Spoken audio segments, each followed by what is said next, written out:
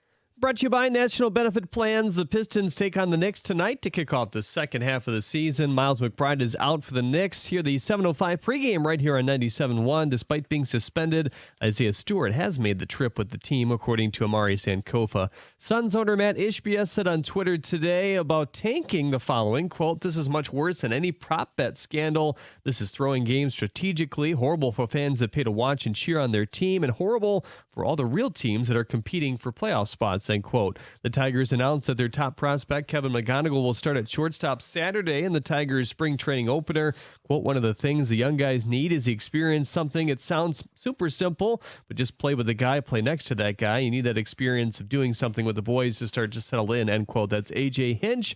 His double play partner will be Gleyber Torres at second base. The Tigers officially unveiled their new alternate uniforms that they've been teasing. The home version features the traditional Old English D, but an orange base with the road uni, dark blue with an orange Detroit script as well. Both ball caps are dark blue with an orange bill. The team will continue to wear those City Connect jerseys on select dates as well. The women's hockey gold medal game is scoreless after one between the U.S. and Canada. Team USA has now held their opponents scoreless for 351 straight minutes. That's an Olympic record. NCAA President Charlie Baker says they're still talking about expansion of the basketball tournament. At the Corwell Health Sports Desk, I'm Jeremy Otto from Oregon at 97.1 The Ticket or Odyssey.com.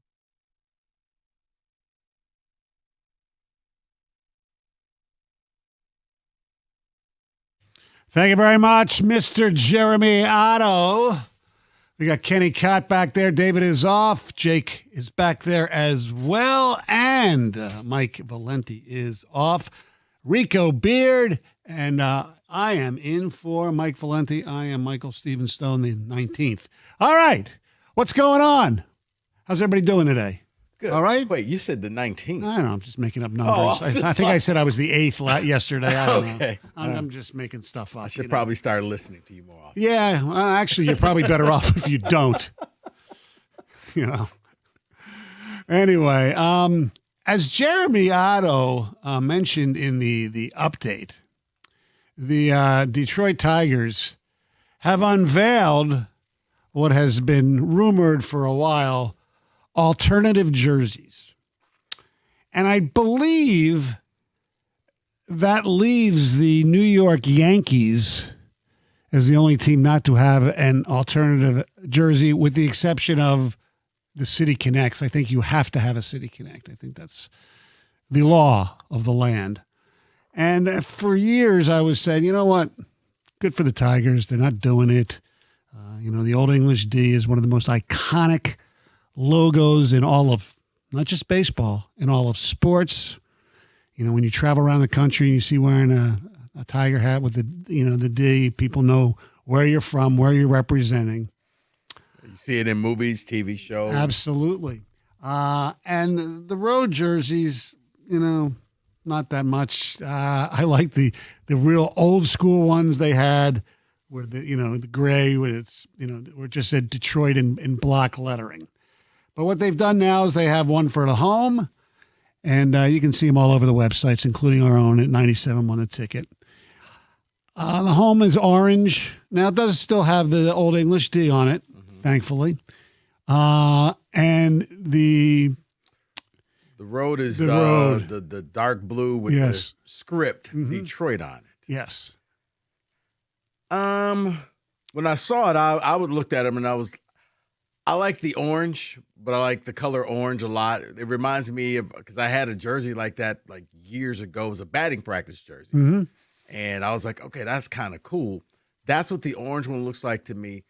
Not a big fan of the dark blue one. But like all the hype, and it was just like, okay. Because like you, I like the gray with the block Detroit across it. I always thought that was kind of cool. That jersey and the old white with the Old English D. But like I said, I like the orange one. The orange one with the Old English D on it. That one's okay. Yeah, it's okay as well. But the good thing about the blue ones is you don't have to see them in person because they're road jerseys. Okay. I like them better than the City Connect. I'm not a big fan of most of the City Connects, and it's maybe just old guy, whatever. But because baseball, more than any other sport, it's like, reeks with tradition, and maybe the fact that they're trying something different and trying to make the game more appealing to the youth and, the way we are today as far as, speed and clicks and things like that. I mean, they did a great job of, with the shot, the pitch clock and things like that. I don't know. I'm not a huge fan. The orange ones, they look okay. But when I see them, I see like spring training jerseys. Yeah. That's what they look like because all these teams wear, different stuff for spring training. So they're only going to wear them, I believe, on specific home games, probably on Fridays, I believe.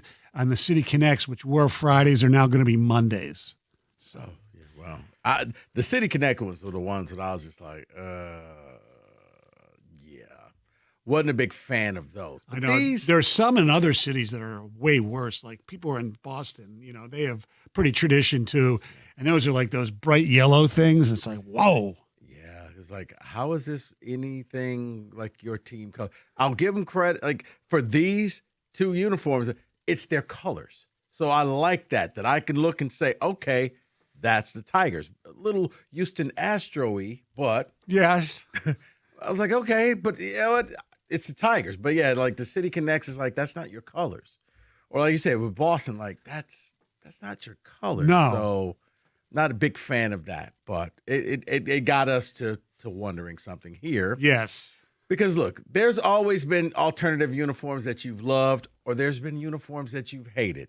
So the question that we're asking the people, 248-539-9797, what's the best or worst alternate uniform of your favorite team? Because everybody had that one, when they wear that uniform, it's just like, yes, I love it. It could be the all blacks that the Lions wear. It could be, you're not a big fan of the all blacks? No, not at all. I even like the blueberries more than I like the all blacks. So you like the blueberries? I like them more than the all blacks. Really? Yes. See, I kind of like the all blacks.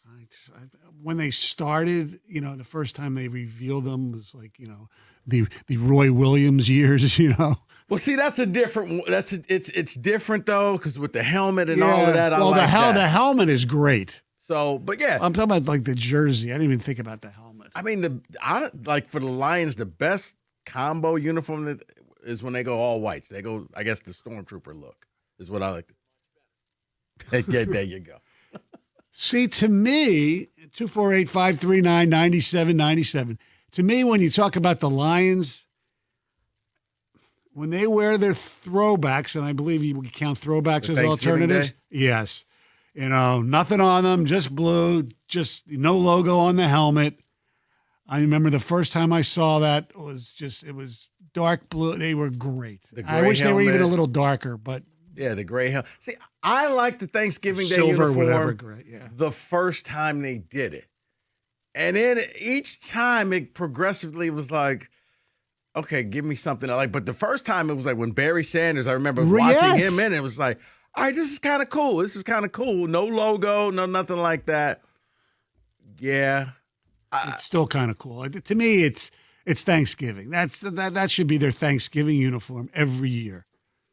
And sticking with the Lions, it's not the uniform, but it was the helmet. It was the helmet that they had last year, and I guess it was a one-off. Right. Where it was the Mustang helmet, where it was the lion with like the Mustang logo incorporated in it.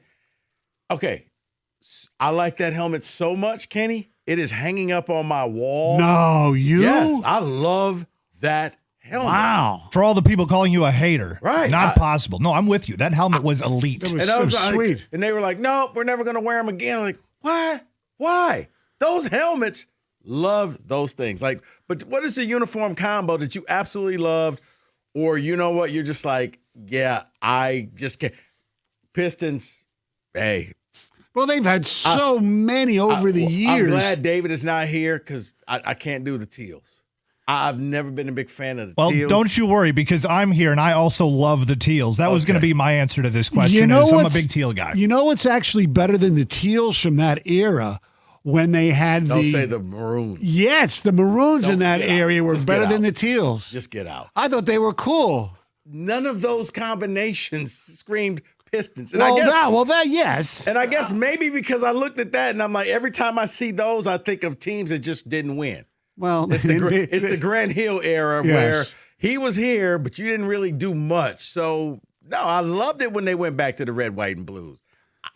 That to me screams Pistons.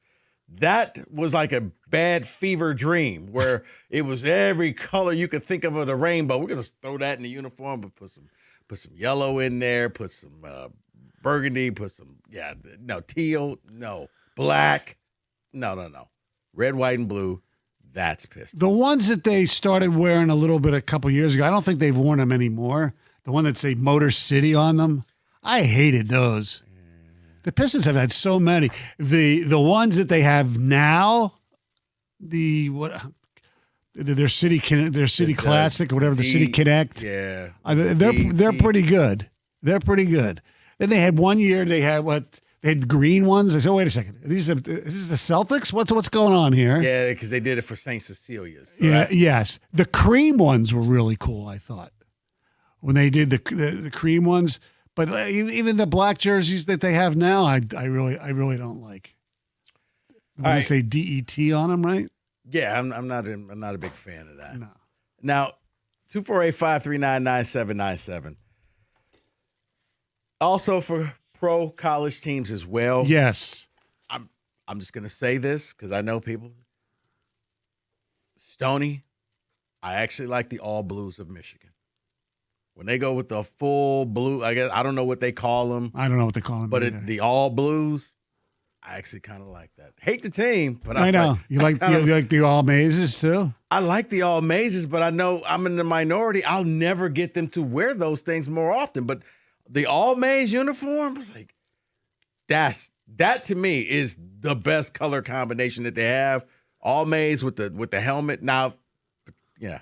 And now if they would just put the little the little Wolverine logo with the pipe with the navy cap on it, that's the best. But yeah, that will be pretty cool. There's one from Michigan that I absolutely hate, and I'll tell you what that is coming up next, folks. That's a radio tease. All right. Winning hits different with Fanatic Sportsbook with the trade deadline over and teams gearing up for the stretch run. So you don't have to wait for that what if moment and switch to the only sportsbook that protects all your pro basketball player props across the straight parlays and single game parlays across the board from any first half injury. That's right.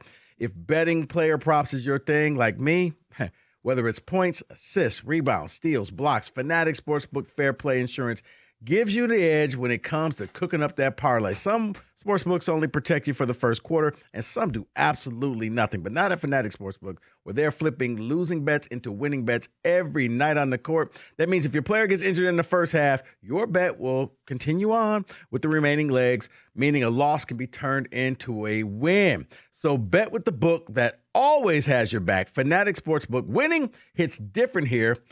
You got to be 21 or older. You got a gambling problem? Call 1-800-GAMBLER.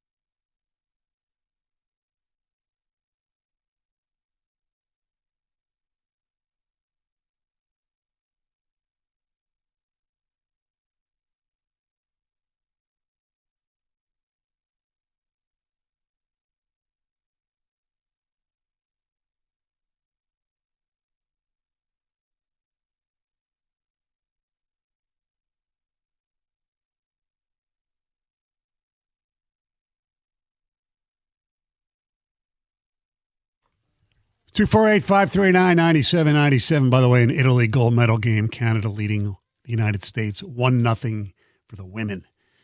A little gagging going on. They had a wide open net, and the girl shot it like 10 feet over the net. Oh, boy. Yeah. Anyway, we're talking about alternative jerseys, your team's favorite and least favorite, because the Tigers unveiled their alternative jerseys today. They've never really had them. They had the City Connects. They will be wearing orange with the Old English D. Looked like a spring training uniform at home, and blue with the script Detroit on the road. I like the home much better than I like the road. I mentioned and I don't want to give away every single jersey because you guys got a call and some text, and we're going to get some text in a second. The one jersey that I absolutely can't stand, Michigan's basketball jerseys when they go really small print. It's like, what is that? Really, because, I remember, Michigan, they used to have the big M and then it said Michigan or Michigan in decent size lettering, but especially, and it always looked bad on a bad human being, but because of his size and his personality, but it really looked really goofy on Hunter Dickinson for some strange reason with the little print with that big behemoth of a human being, if I could call him that. All right, enough. 248. How do you really feel about him, Stoney? 248-539-9797. Well, not my favorite teams, but I can tell you a couple teams that I absolutely hate their alternate uniforms, and all football teams. The Chicago Bears, the one that looks like prison uniforms with the stripes. I'm not a big fan of those. Mm-hmm. The Green Bay Packers are not even your colors.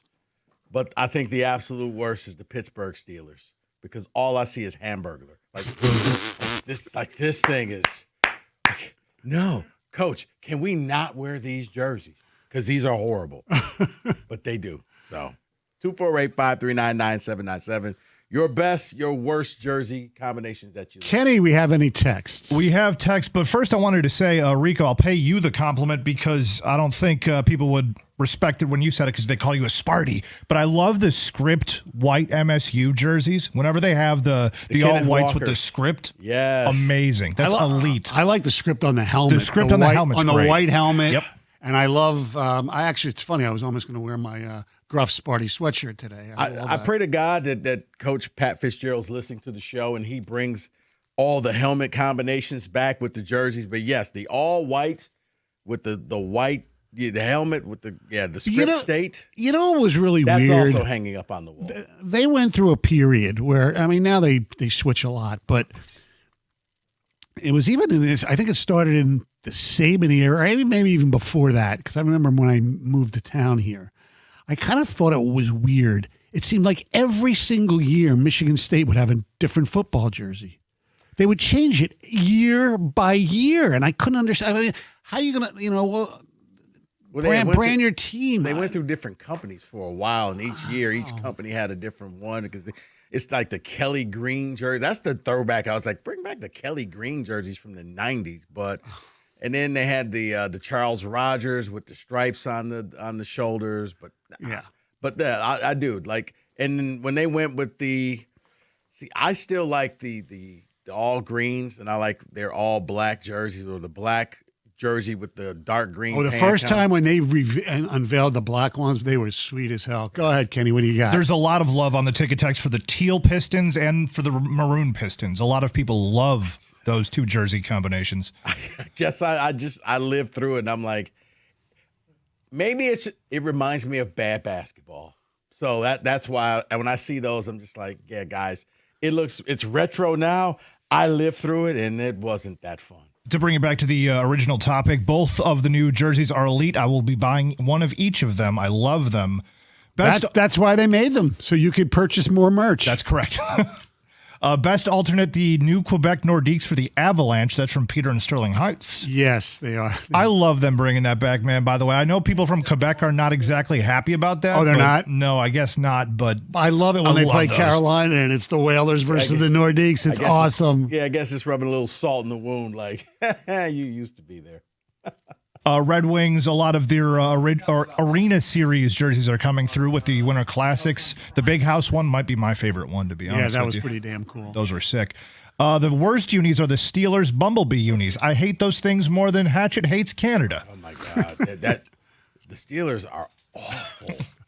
Well, the awful. Michigan Bumblebees, the Denard Robinson days weren't real good either. You didn't like the white ones? I didn't like either of them. I loved them. Even the Notre Dame game that they won. I love the fact that they broke those things out because State had the Kirk Cousins black and gold uniforms, and Michigan didn't want to be outdone. So at the last second, when the players went back in after warm-ups, they found these Bumblebee jerseys in their lockers. So they put them on. It was a big surprise to the players. It was a surprise to everybody. Wow.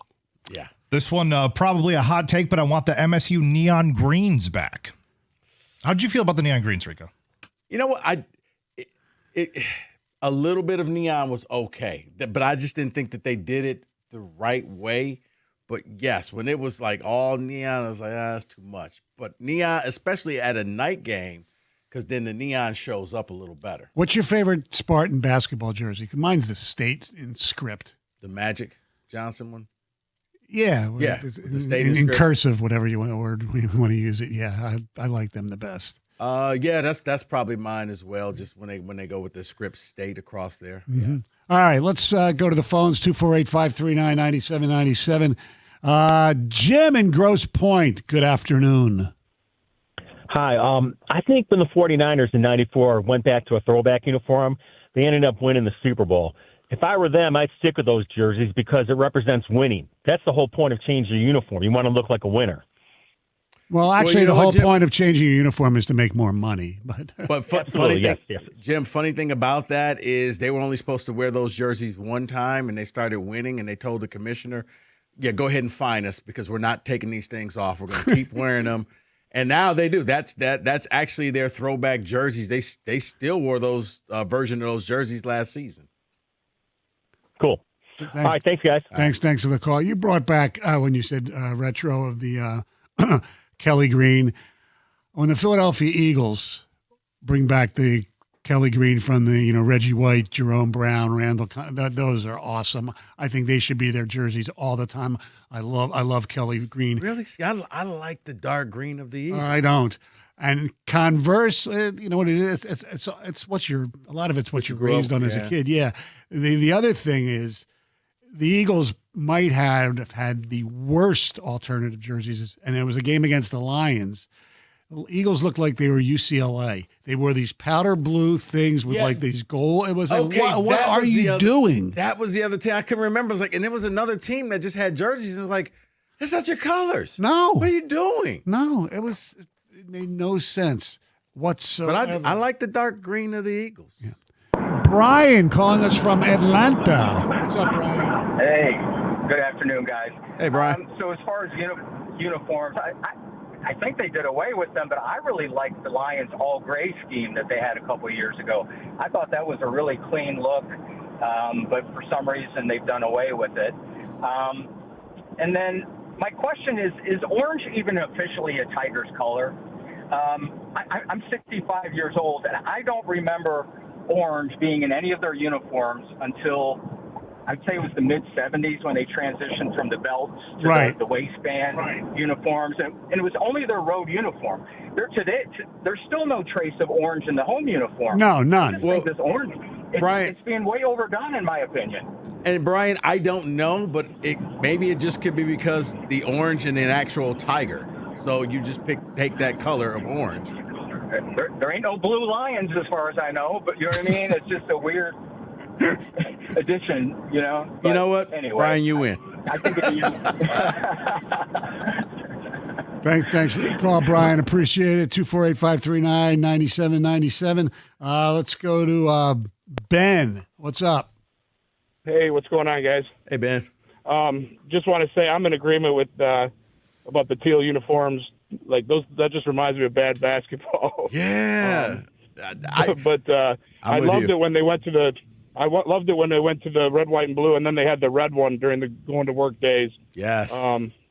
That one I liked a lot. But I was listen to you guys, that helmet you guys were talking about with the Mustang logo. If the NFL would ever let them have three different type of helmets, that helmet would go great with the all white, wouldn't it? Yeah, I mean, they got think. the Yes. but they got the black helmet. Right. I felt the same way about the Lions black uniforms until they, because it just reminded me of bad football and Matt Millen. But then when I saw it paired with that helmet, I'm like, oh, I'm all for it. So. Yeah, you know why, Ben? Because they just did it right. They embraced the whole thing, and I think it was with the helmet. I'm like, okay, it's different. It's different than that back going to the Mike Williams and the Roy Williams, Yes. Charles Rogers, and this is a whole different look to it. I'm with you. I like the all black uniforms, especially when they break them out on like Monday night games. Thanks for the call. Yeah, Appreciate it, Ben. 248-539-9797. It's the Valenti Show with Rico, with Stoney, me, in for Valenti on 97.1.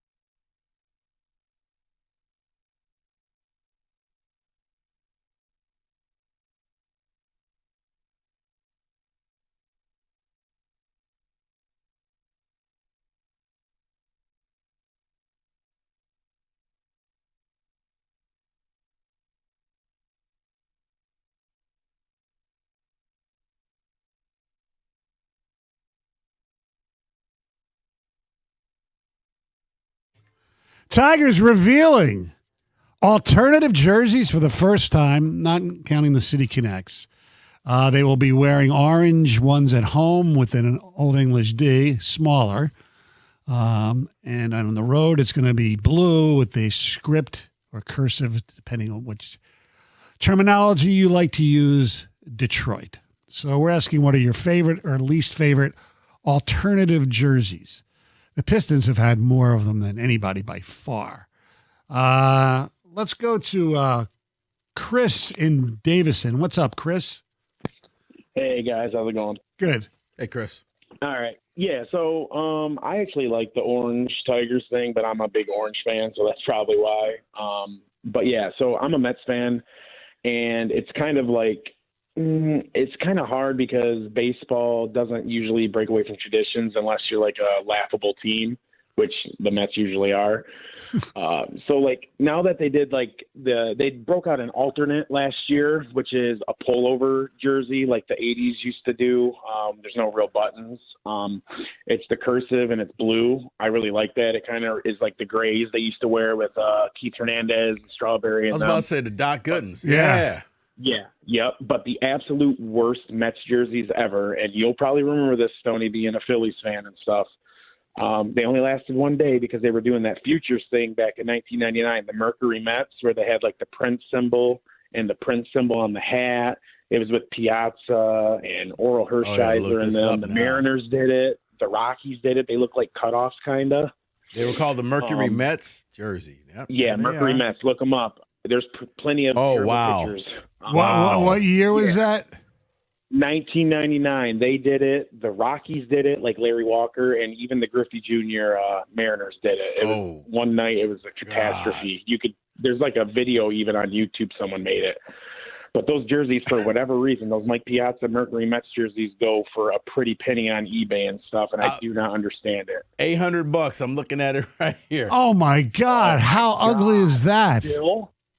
And it's going for $800 right now on eBay. Yeah. I will say this, and thanks for the call. For a non-white or gray jerseys, the Phillies, the powder blues are pretty awesome.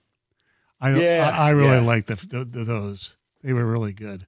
These are horrible. I know. They're out of the Jetsons or something. See, I'm a big fan of the Astros and the rainbow jerseys with the stripes. I always love those. Let's go to Juan in Detroit. What's going on, Stoney? How are you? I'm good, man. So, I think this is a underrated jersey that people slept on, but the all red Pistons jersey from the 90s when they still had like the throwback. Oh, I know which ones. You're not even talking about the ones with the horse's head. You're the ones that just said they didn't wear them at home. They wore them on the road. They just said Detroit, like back in like the Ray Scott days, probably. Yeah, like those one of my favorites. You know, like I'm also a Warriors fan, but like this new cream and brown jersey they get, I don't like it. I don't like it at all. Yes, like it just doesn't match anything Golden State. Like, and you know what, Juan? That's when really it gets me because like I can deal with the Tigers jerseys, but when it just deviates from the color scheme, it's like, well, where did you find this combination from? Like that's not your colors. That's not you. The orange, I get it with the Tigers because we've seen orange on the borders. Tigers have been they've been orange for the longest. Yeah. 248-539-9797. These Mercury jerseys are horrible. I'm looking at Ken Griffey and his. Like these are god awful jerseys. I'm glad these were all one day things. Jim and Fraser, what's going on today, Jim? Hey guys, the uniform I like the most is the Michigan State when they wear the helmet with the gruff. Yes. I love that helmet with all the white. I think that's sharp. I like the old, I don't know how long they wore them, but the New York Rangers when they had the Statue of Liberty. I like that one a lot. One I don't like, you don't like that one? The one I don't like is the one that you said, the Michigan with Denard Robinson. I think that was absolutely horrible. And the Boston Red Sox, the yellow ones, I can never understand, like you said, why use yellow? Yeah.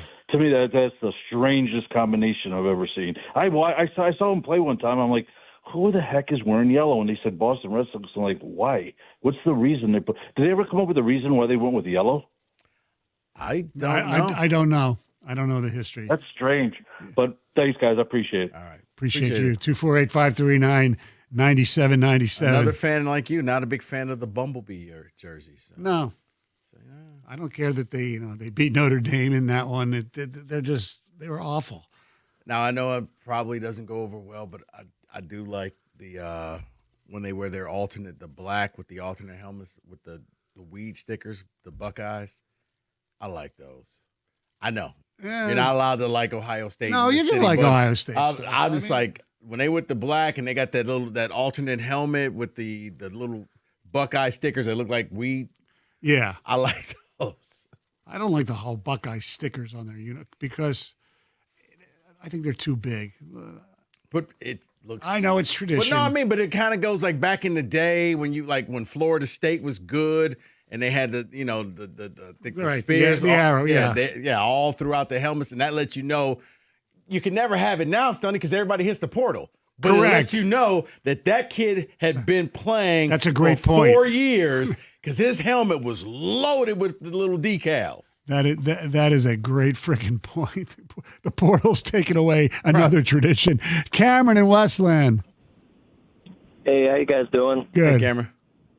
Good. I was calling one of the Pistons jerseys that I do like. I mean, I like a couple, but the black and the red and blue jerseys, I think it's just their city jerseys. I think those are pretty nice. The ones that say DET on them. Yeah, yep, that's the one. Yeah, to be honest, I didn't really like it. No, you don't like it? No.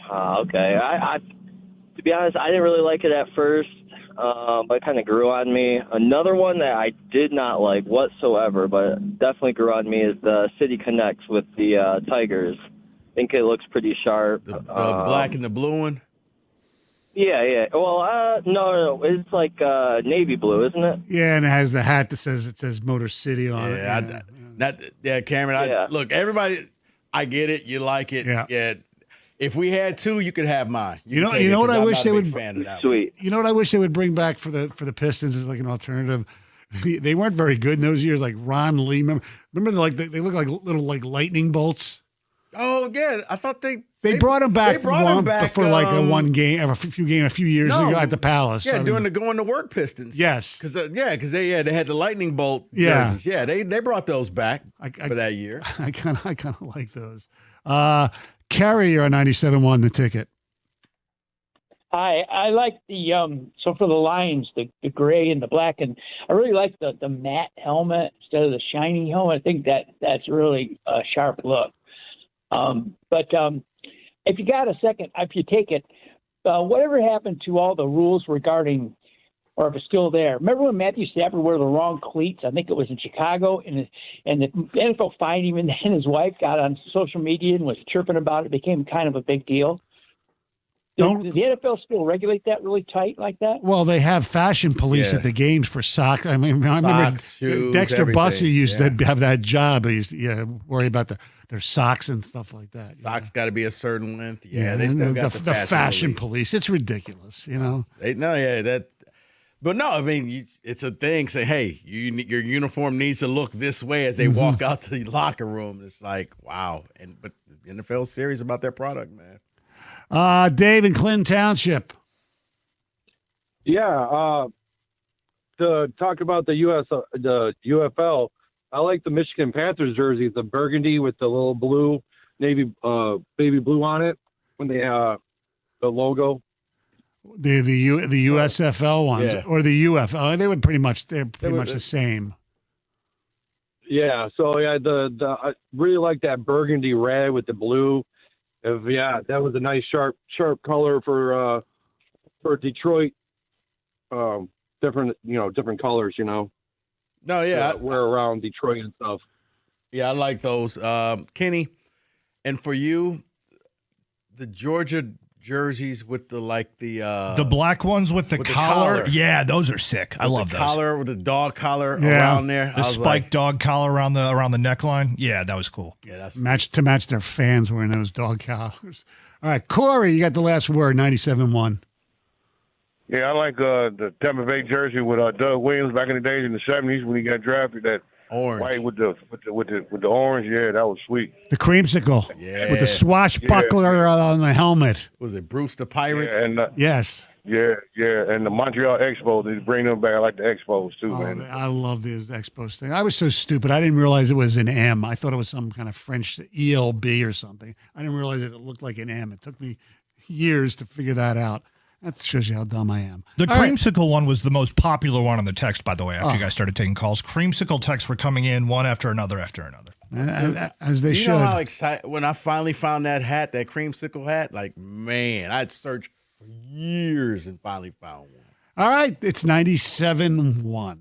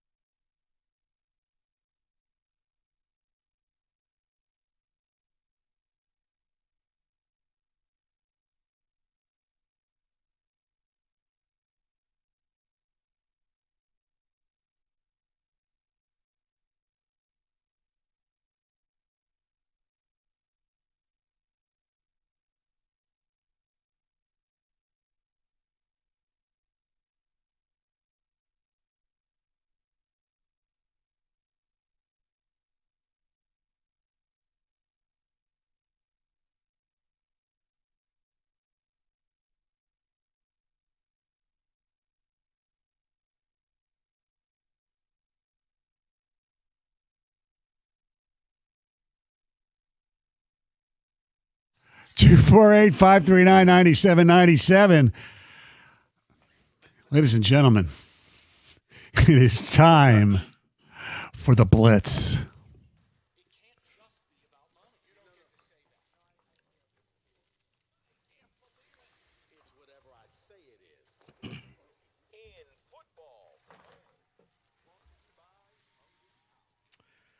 All right, gentlemen, let's have some fun. Not quite like a blind rankings, but no, that's your thing, Stoney. I never will steal that from you. But according to DraftKings, they came up with a list of teams for next year in the NFL who will have 10 or more wins. Their over-under is at 10.5 games. But only 10 teams in the league came in at 10.5. Everybody else came in under 10.5. So the first part of this is see if you and Kenny can name the 10 teams that, according to DraftKings, will win at least, 10.5 games. Wow. Obviously I don't know all the schedules off the top of my head. So Well, it's kind of like college football. Yeah. If you really think about it. I know. All right. My first, are we going to alternate here? Or Yeah.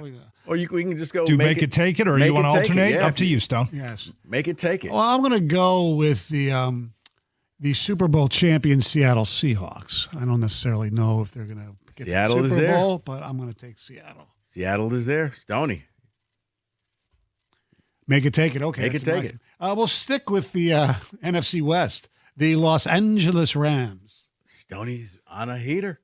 He's heating up. All right. He's got 2 down. He needs the hat trick.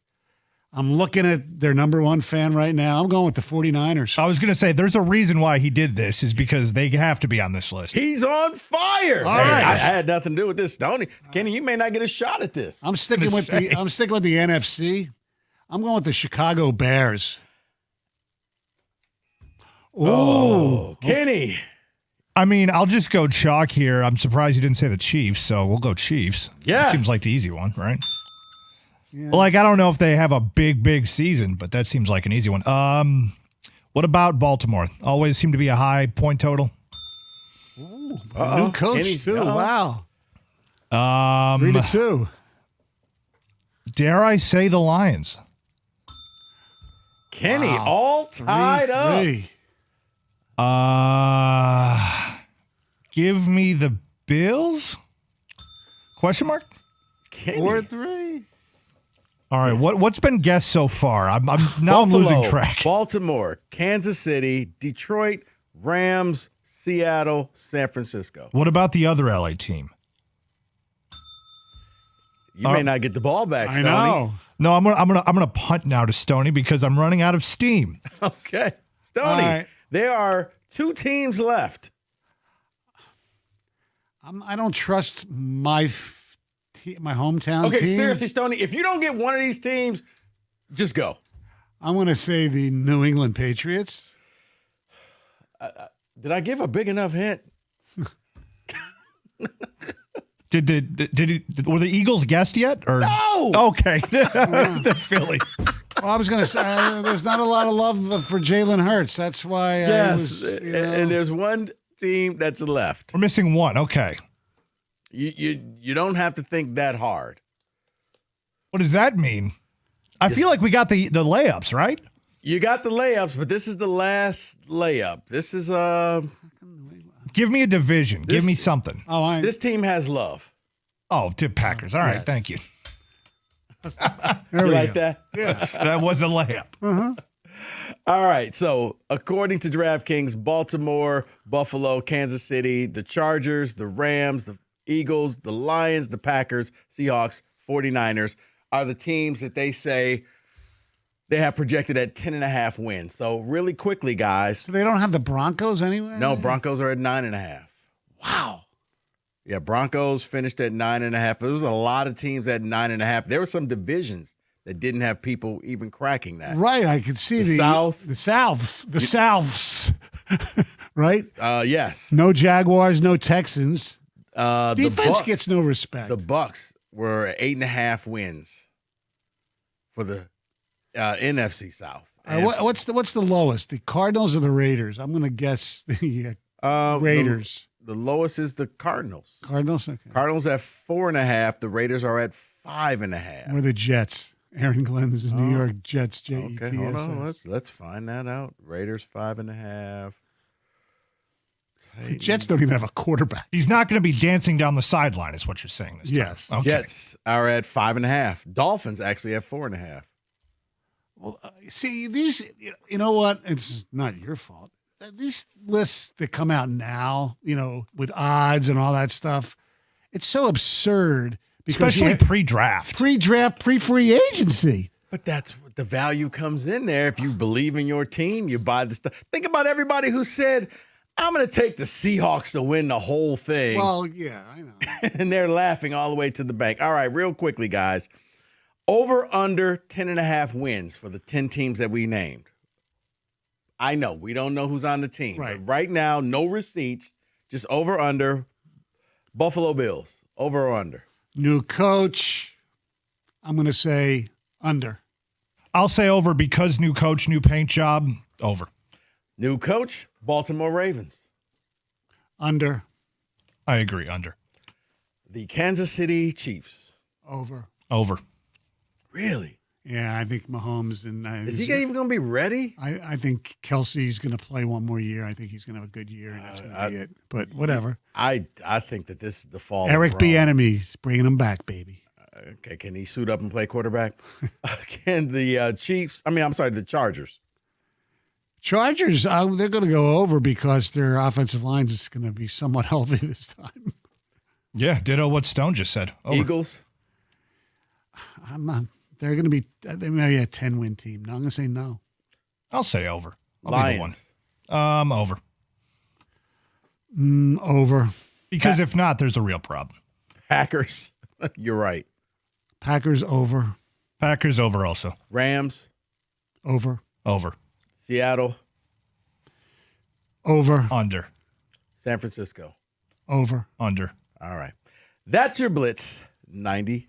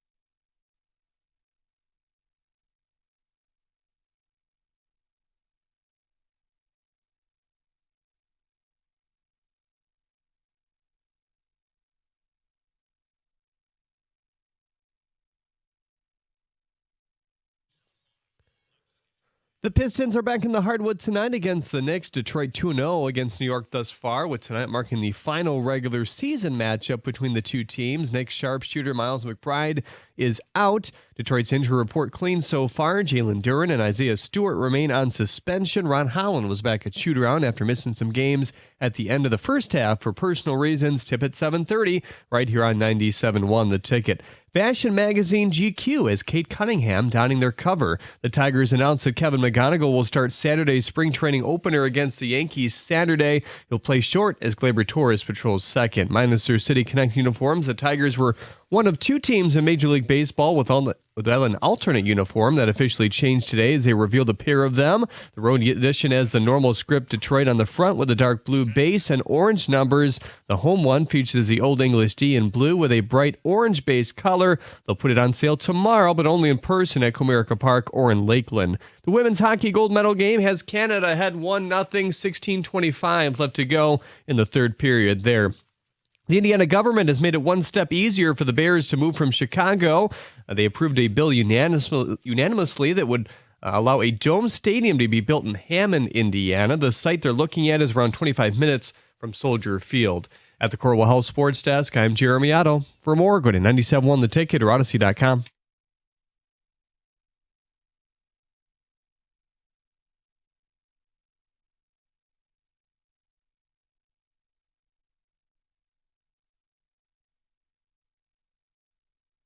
Thank you very much, Mr. Otto. It is the Valenti Show with Rico Stoney here in for Mike, 248-539-9797. Yes, indeed. Canada leading the United States. Gold medal game, women's ice hockey, 1-0. About 15 minutes left to play. You'll be seeing a lot of icing by Canada, I think, the rest of this way. They've already had two in third period. All right. Something that I think many more people might actually care about. And that's taking nothing away from the hockey gold medal game for the women. If you watch national television this morning in any of the shows, especially, First Take and Get Up, you would think that the most significant regular season basketball game is being played in NBA history tonight at Madison Square Garden, where you can hear it right here on this radio station, where the team with the best record in not only the East, in the NBA, the Detroit Pistons, with a record of 40-13, are taking on the New York Knickerbockers, who are the third seed right now at 35 and 20.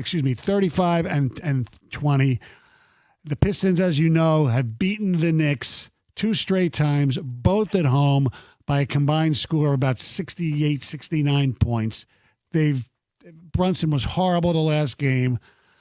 This is the last regular season game they will play this season.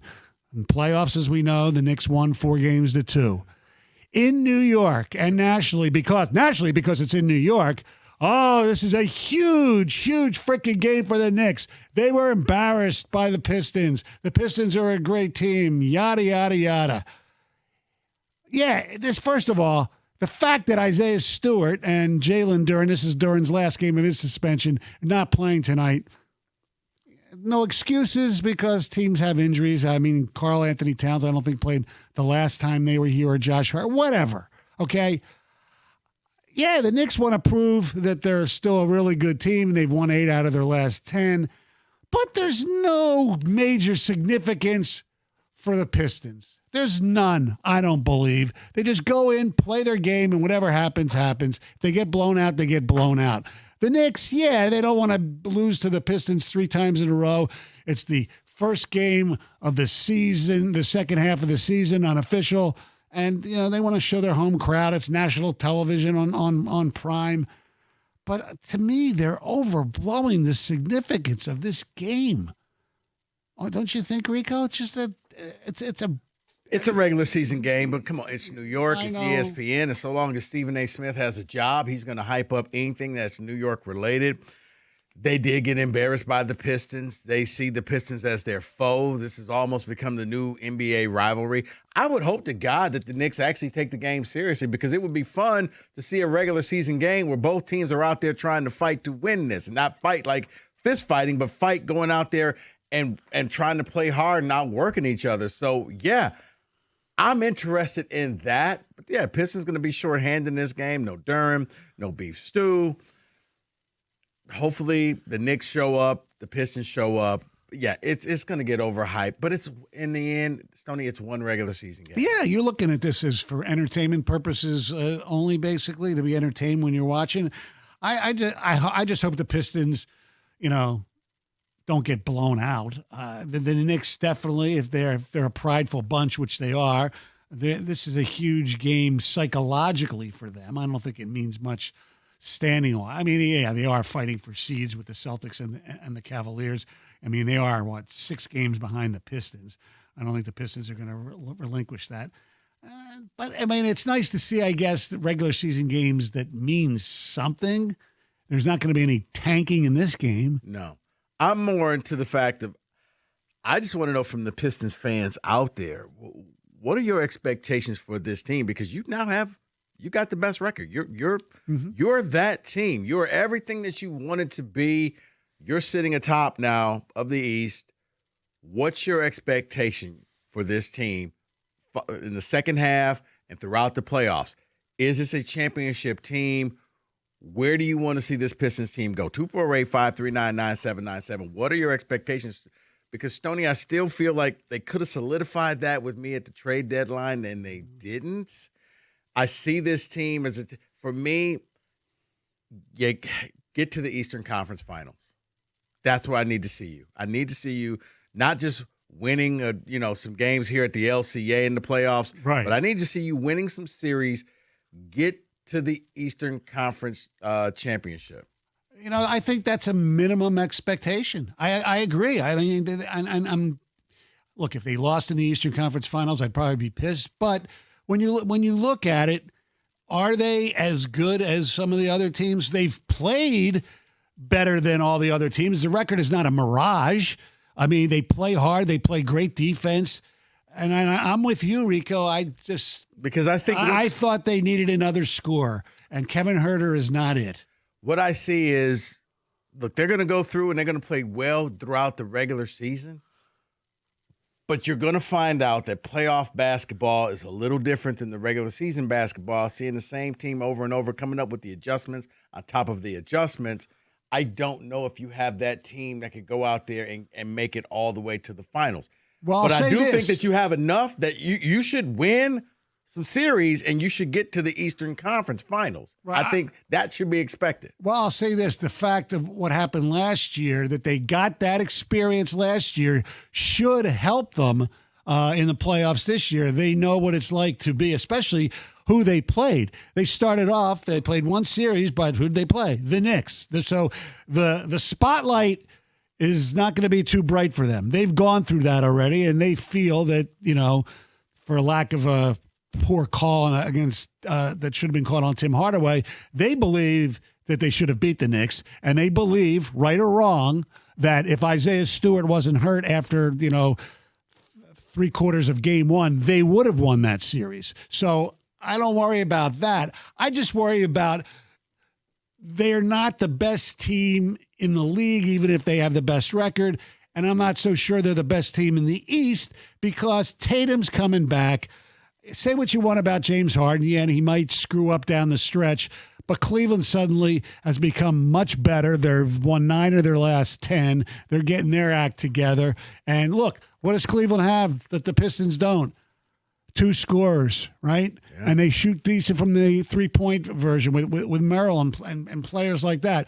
That's the Pistons' bugaboo, is 3-point shooting or any other scoring, unless you're telling me that in the playoffs that Tobias Harris is going to not be playoff Tobias this time. We'll see. But 248-539-9797, asking you, the people, what are your expectations for this team? Where do you think the Pistons will end up? Because the second half is starting. You're sitting on top. You got the Knicks game tonight. What are your realistic expectations for this Detroit Pistons team? Let's go to Tom in Atlanta. What's up, Tom? Hey, gentlemen. How are you guys doing? Good. How are you?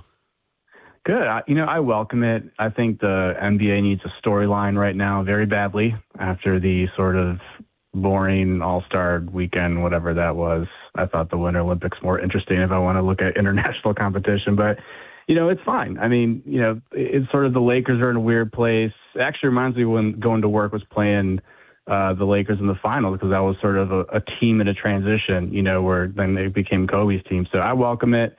I don't think the game itself is going to be significant, but we're getting more love, and that's a good thing. So I'm all for it. Let me ask you this, Tom. Do you think they are good enough to get to the finals and let alone win it? I think they'd have to get lucky. I still think that there are a couple teams in the East with, like you just mentioned, the Celtics and even the Knicks. I mean, the playoffs are going to be different. So I can see them getting to the conference finals, and anything can happen from there. But they could be this year's Indiana. But I just don't. I think they need another year. But who knows? That'd be great if they did. Yeah, I mean, look, you sound like Trajan Langdon. They need another year, and to me, whether that's true or not, that's no excuse not to go for it, though. But see, this is why I'm hoping they make it to the Eastern Conference Finals, because now it kind of puts the pressure on Trajan and hey, you're ready. No more of this in the margins. Do something big so that you can make that next move to get into the finals. 248-539-9797. Hey, I'm here live in the studio, and again, to share my story with any of you who can relate. It's about my eyesight issues 7 years ago that affected everything I did, both personal and professionally. I was 60 and developed bad near vision and bad night vision and blurriness from the formation of cataracts, which is perfectly normal. By age 60, many people experience those similar symptoms. They don't do anything about it. Not me. I went to the guy, the man, the amazing Dr. Yaldo. Solved it in a painless 10-minute procedure. I said painless, by replacing my aging lenses with bifocal implants. Getting 20/20 vision up close and far away was a revelation. No more glasses, contacts, or annoying readers. Everyone's eyes are different, and it takes an expert like Dr. Yaldo to determine what will change your life as it did mine. Maybe LASIK for younger people or bifocal implants for middle-aged and beyond. That's my story. Understand yours with a free evaluation at yaldoeyecenter.com.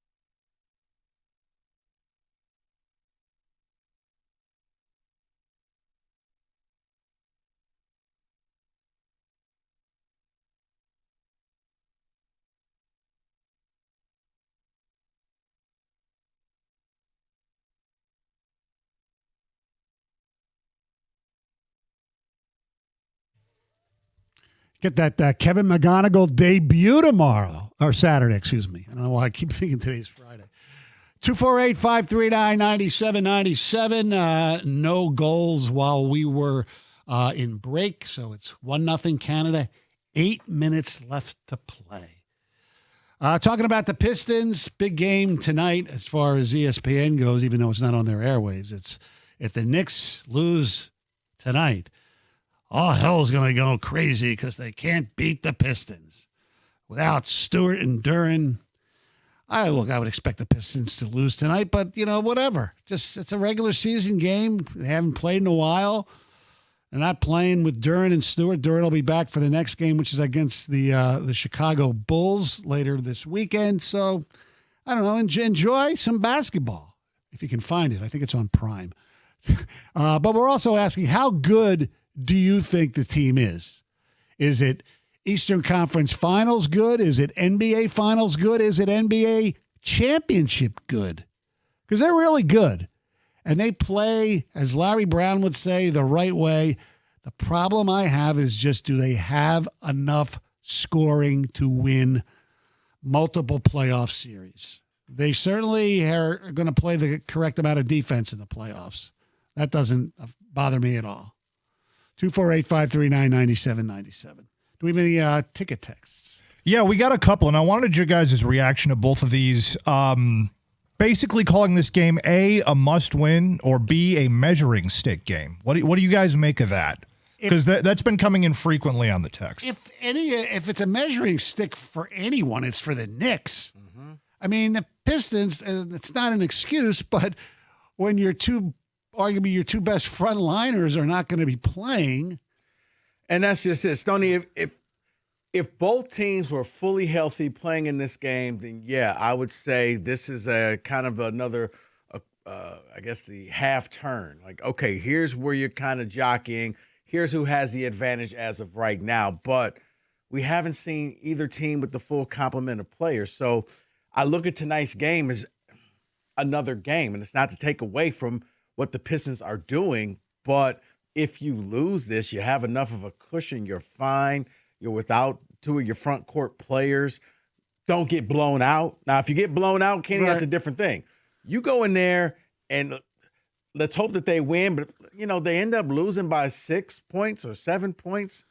Okay, yeah, you're fine, because this isn't the playoffs. It kind of gives you of where you are, but not really, because you don't have everybody. So I don't see this as this must-win game.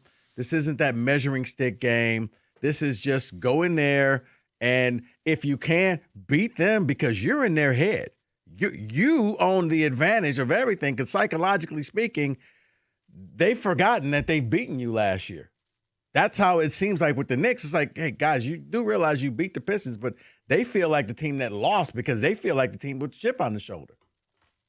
Yeah, in the grand scheme of things, this is from an unnamed text. In the grand scheme of things, this game is not consequential, but we want both teams to care and treat it as a big game.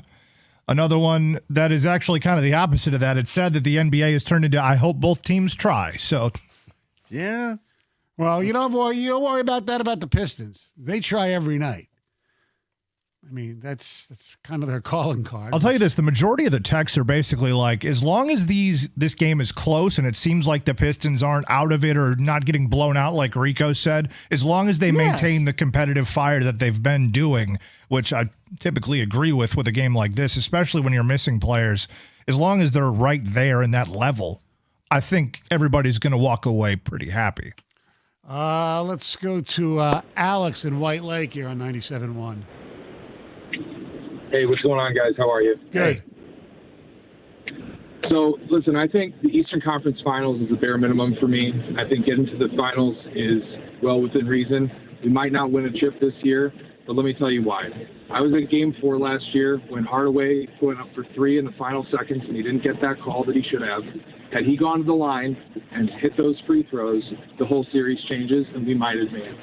Also, Isaiah Stewart was out that whole series. Jalen Duran was not playing nearly at the level that he is this year, as well as Katie's leveling the game up.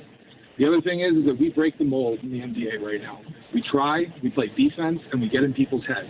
Everybody's soft. They just want to throw up threes, and we score in the paint, and we play defense. We got great transition offense. I think that this is a weird year in the NBA with Halliburton out and Tatum just coming back, and who knows how he's going to perform. I think the Knicks we're in their head, and we break the mold constantly as this organization. We're one of the only teams that beat Jordan in the Eastern Conference Finals back in the 90s, or 89, 90. And then we broke up Kobe and Shaq when no one thought that we could. Yeah, but So as much. until they're out. But Alex, as much as I love that stuff, it means nothing today. I mean, the fact that they call themselves Piston Dogs and all that's cool. But I like to see them actually have a really great team that can win a different way, but they can't, so they don't, and that's fine to a certain extent. But you have to realize that, everything you said about this team is true for the regular season. Are they good enough without having another scorer to win an NBA championship or get to the finals? Who else is going to score all the secondary points? Because you're smart enough to realize that in the playoffs, it's a different game, and K's going to get double-teamed and blitzed the entire playoff series. Yeah, you got to make somebody other than K beat you is what the opponents are going to be saying. I totally agree with you.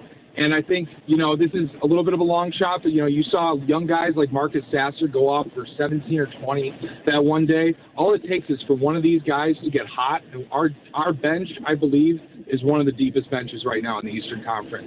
And if these guys get the fire lit under them, you never know who's going to step up and be that hero that day. Yeah, maybe, look, who knows about the playoffs? We haven't, thanks for the call. We haven't seen, Danis Jenkins play in the playoffs yet, but, he's going to be making some noise, or going to try to make some noise and play some big minutes.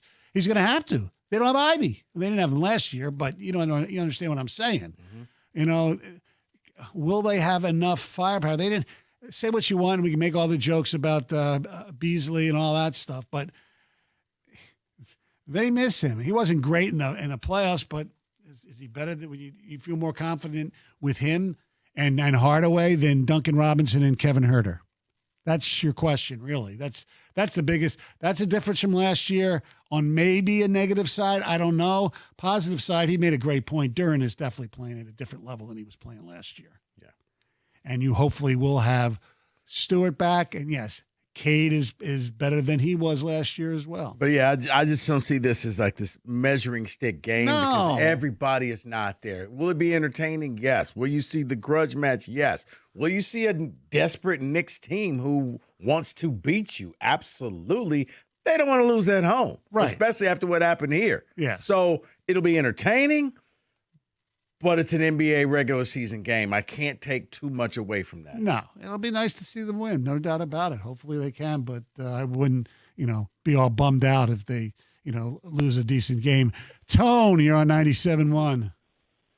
Hey, what's up, gentlemen? How we doing? We're doing good. Hey, great, man. Hey, man, we're going to win the championship, man, and I'll tell you how. Right? So, on paper, it looks a little daunting, a daunting task. I do agree with you guys in the alignment and thought of we lack some shooting. But the thing that I think I heard a caller before me mention this a little bit, that playoff series slows down and becomes a half-court game. And I think that we will have those certain key games, right? We have the ability to play inside out when my guy Cade can hit threes.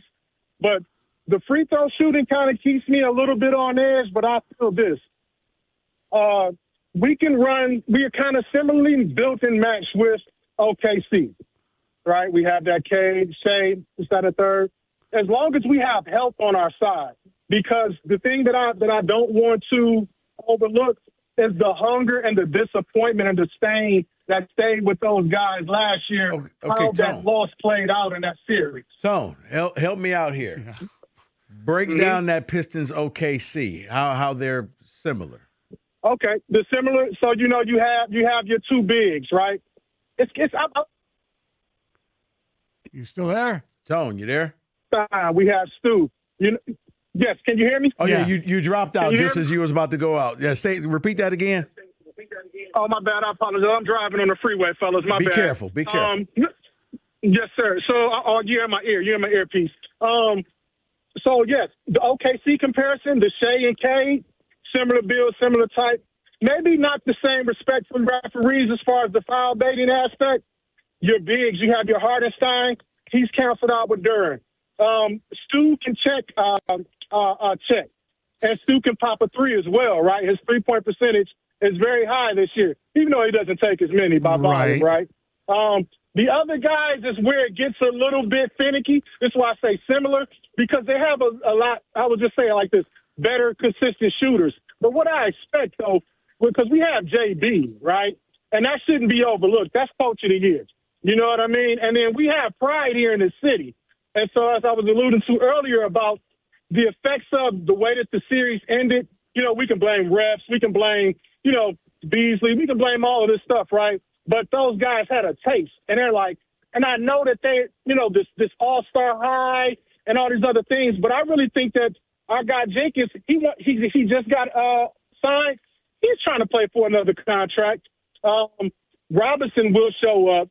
You know, I don't know about the defensive and the toughness in that aspect, but in my heart of hearts, as a true thoroughbred Piston fan, you know, a supporter, I feel in a series, our physicality will beat them, but we need it's a few outliers. Free throws and foul trouble, right? Yeah. I think those are it. It's a little more than that. I mean, the thing about Oklahoma City, and thanks for the call, is they thrive, as great as SGA is and all that other stuff, and Williams, and they play defense. Their defense is incredible. And by the way, U.S. just scored with 2 minutes left to tie the game. Oklahoma City thrives on defense. I mean, I know, you know, what's his name has been injured a little bit, Jalen Williams, but he's a lot better than their Robin is better than our Robin. I just wanted to hear he was very optimistic. Yeah. I just needed to hear why he felt that way. And, you know, what happens if they have to play the Spurs? Yeah, but then who's going to take on Wemby? Nobody. 248-539-9797. Pistons fans, what are your expectations for this team now that the second half of the season is getting ready to start? 97.1.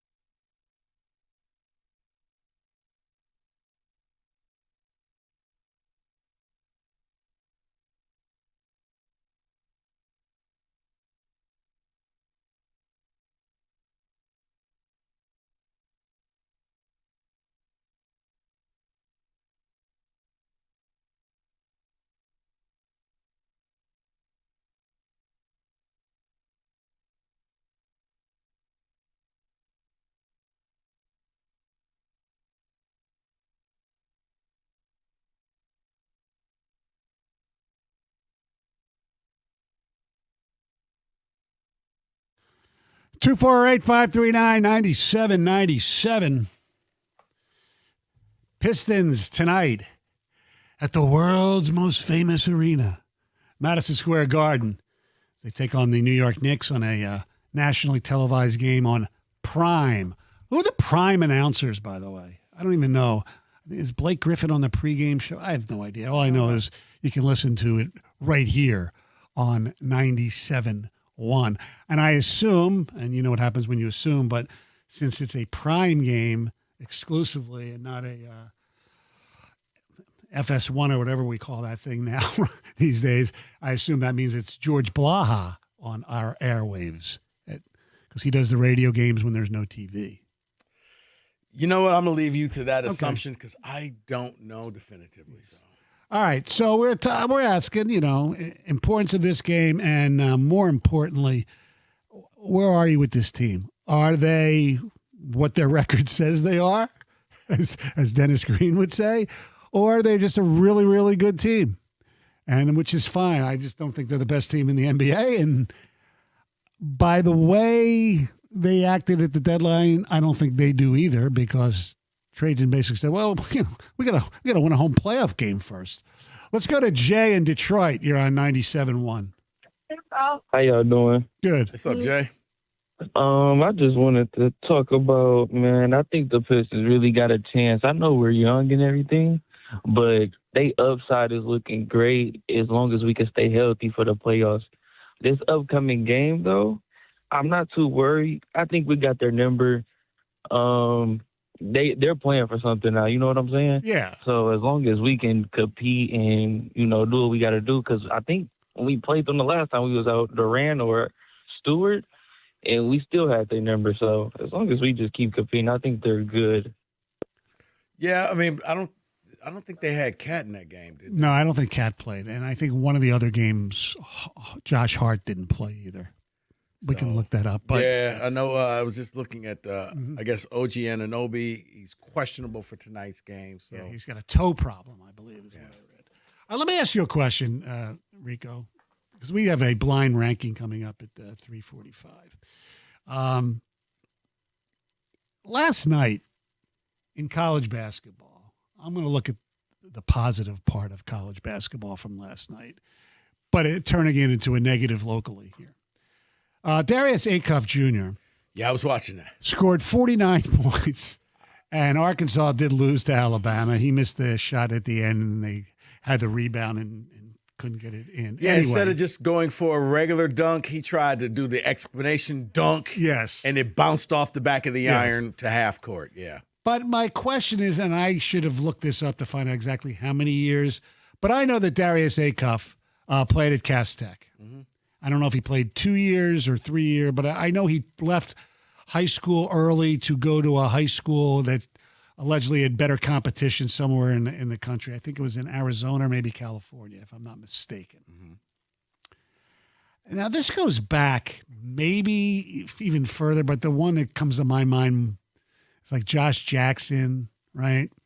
Why can't we keep our great, and it happens in football too, but definitely basketball.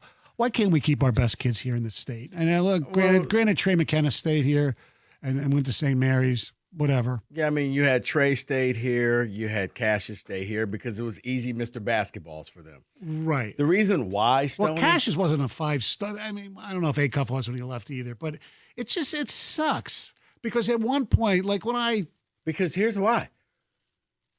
They had antiquated rules. Now, they've started to relax some of the rules, but it used to be if you played here in Michigan, you couldn't play in certain tournaments. You couldn't play certain teams. Right. You couldn't play teams that are far away. Now they have it where I think you could play teams that touch the state of Michigan. Ooh. So, right. Ohio, Indiana, so you have that what's the one Wisconsin. The one Jaren Jackson Jr. went in Indiana. La Lumiere. Yeah, you could play those teams. Right.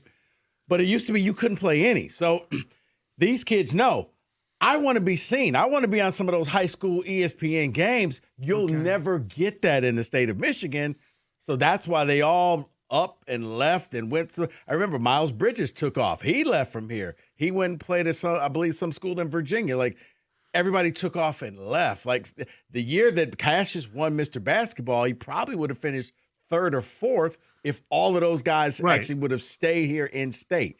That's why you see him leaving, because if you're good, there's a quick path to the NBA. A guy like Acuff, he was good even as a kid. I mean, Rashad Phillips had him pegged from the get-go. Yeah, how good he was going to be. I mean, even in some of the suburban leagues, I somewhat get it, but the competition maybe not great. But but even Fletcher Lawyer moved to Indiana to play, even after his brother had success at Clarkston. Because there's not a lot of competition here, Stoney. Right. So because there's no competition, unless you end up going to one of the two local schools, Michigan or Michigan State, nobody's watching you. Nobody cares. I hate to be so bluntly about it, but that's why. Like Trey going to Michigan, Michigan already spotted he's going to be good. Mm-hmm. He didn't need to go out there and prove himself. He wanted to play here.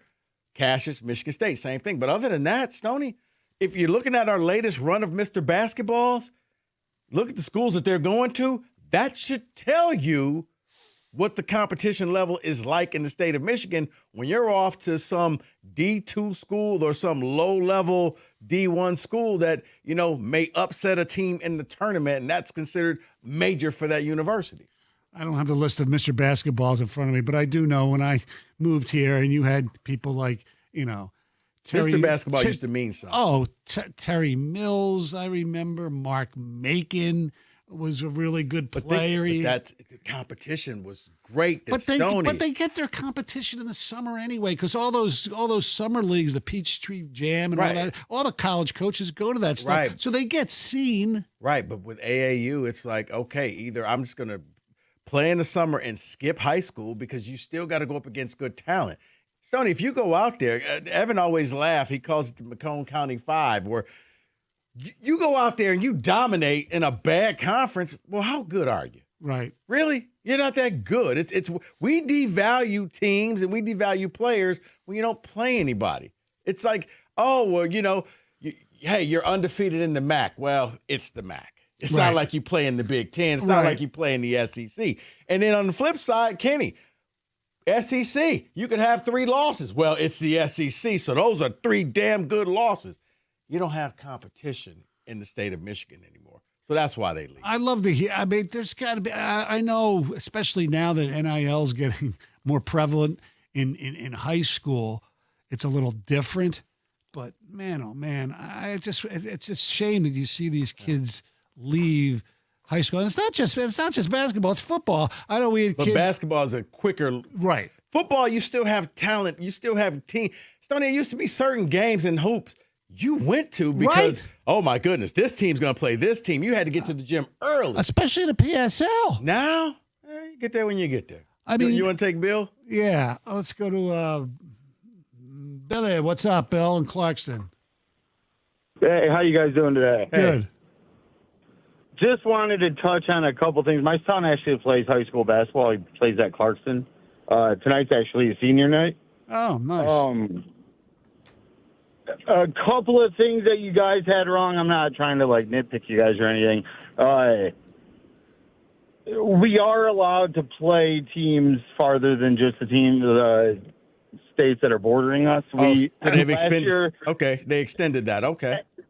Yeah, actually, I think that might still be a rule with baseball. I know that a lot of baseball parents are kind of fed up with MHSAA rules, but last year there was actually a really cool game. So Acuff transferred to IMG Academy in Florida. Right. You guys know all about IMG Academy. Yeah. And last year they actually brought IMG Academy up and played Orchard Lake St. Mary's. So Trey played Darius at the arena at Oakland University. It was, you guys should look up the game. It was incredible. It was awesome. Wow. I mean, I know in football we had kids from, West Bloomfield. Corey Jackson went to IMG, came back for his senior year. There were other kids too. Well, it's not necessarily about Michigan basketball. It's more if you have a chance to go to IMG, if you have a chance to go to Montverde, go look up all the top draft picks. They all come from the same 10 private schools, and if you have a chance to go there like Darius had, you have to take it. I mean, it's the opportunity of a lifetime. And It's not necessarily just a Michigan thing, though. I know it's frustrating losing your best players, but still a lot of good ball in the state. I know it's probably down as far as, superstars wise, but I just wanted to throw my 2 cents in there. Thanks, guys. I appreciate the phone call. Yeah, appreciate it. Clarkson was a factory for years. I don't know if they still are. But. Like I said, but yeah, the PSL, it was must watch. You had to get to games early. The gyms would be at capacity, and now, you don't get that much anymore because the top players take off and leave. 248-539-9797. Coming up next, it's a blind ranking because today's a historic day. Let's talk about the Chevy dealer in the area that's been leading the way. It's Hamilton Chevrolet in Warren. Why? Because Andrew and the sales staff want to be your Chevy dealer, so they're going to guarantee you the lowest payment on your next Chevy, period. They're going to find you every discount and rebate and incentive to save you some money. So get into Hamilton Chevrolet and hit the road with the great deals on their massive inventory. The selection is best right now and ready for immediate delivery, including the February Rico deal, a new 2026 Chevy Equinox EV, $199 a month for 24 months. Walk into Hamilton with $995 down. You'll drive off with 10,000 miles a year. Yeah, you heard me right. An Equinox EV for under $200. That's why I say the best deals are found at 14 Mile and Mound. Just stop in to see my guys at Hamilton Chevrolet. Tell them Rico sent you and make Hamilton Chevrolet your Chevy dealer. Visit HamiltonChevy.com. That's HamiltonChevy.com. Chevrolet together, let's drive.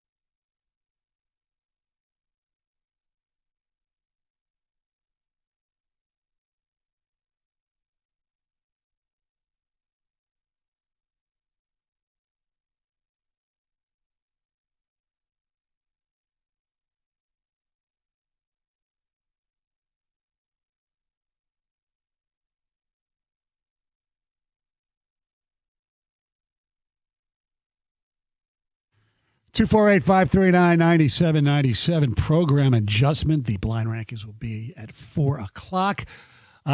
Discussing a few things. Pistons, how good are they? The best record in the league. Second half of the season, on the unofficial second half, starts tonight in New York, right here on 97.1. And I noticed, as most of the country noticed last night, Darius Acuff of Arkansas with 49 points last night. And, of course, he started his career at Cass Tech, and it just irks me that we have a lot of great players who leave the state for various reasons, and why can't we keep our own guys? No, it was quite a game last night as well. Double overtime. Yeah, it was fun to watch. I was glued to it. So yeah, I was hoping he would get his 50, but man, was I entertained. Kenny, I guess it just means more in the SEC. Can I say? Yes. Let's go to Matthew in Rochester Hills. What's up? Hey, how's it going, guys? Hey. I wanted to call about the Pistons. I do ahead. think the Knicks will. I think the Knicks are going to win today, and here's why. There's a significantly better team with their whole starting five. If you take one player out of their starting five, they actually are around 500. But with their starting five, they're pretty damn good.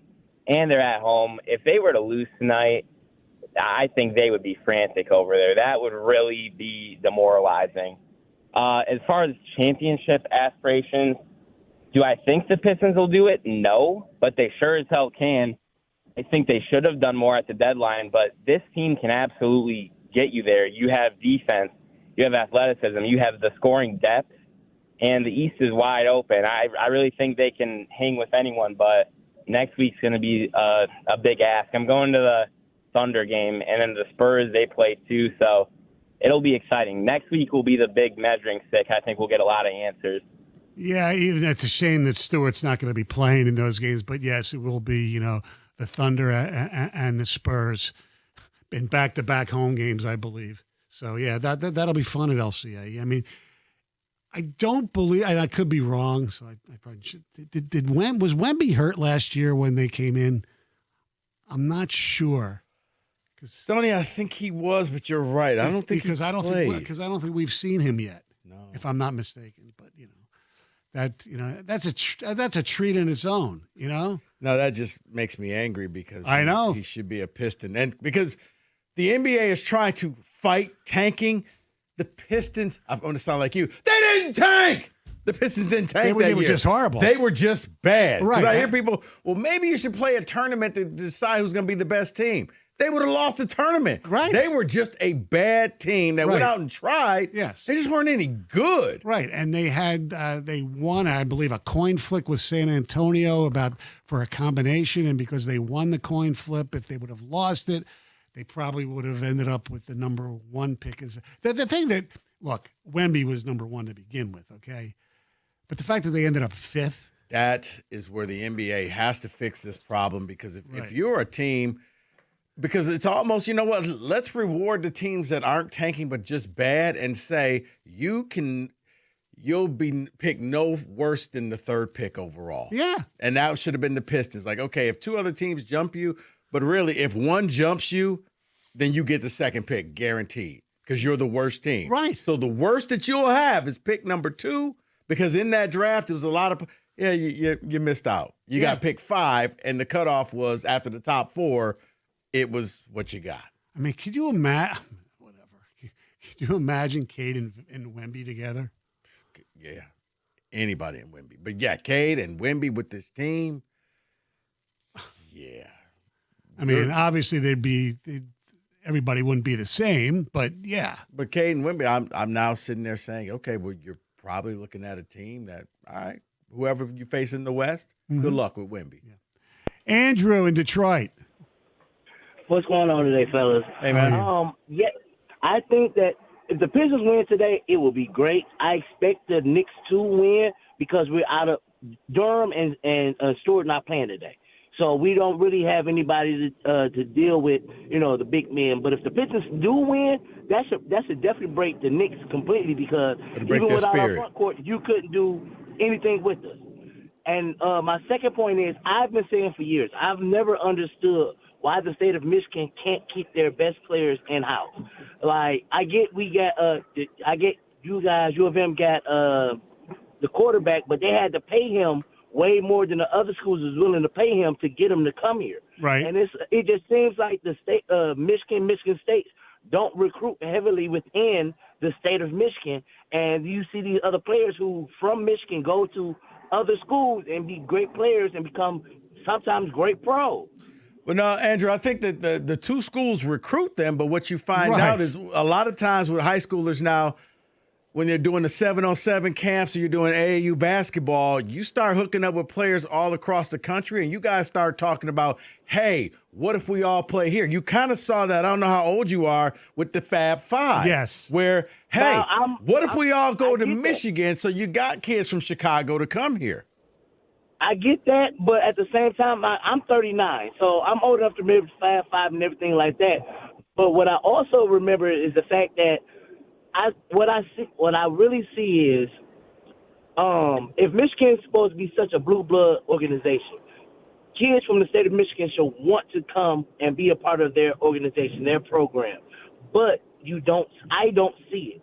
I see, yes, you get some linemen, but when it comes to skilled players or high-end players. Well, that's But Andrew, a lot of that football. is That's shit. No. But Andrew, a lot of that too is if you're a wide receiver and you don't throw the ball to the wide Right. receiver, why am I going to play there? Exactly. It's style of play. Some of it's NIL and whatever.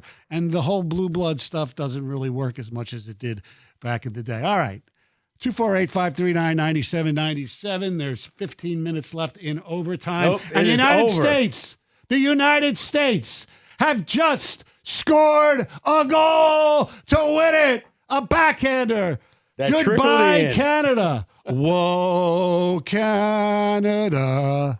USA takes the gold 97-1.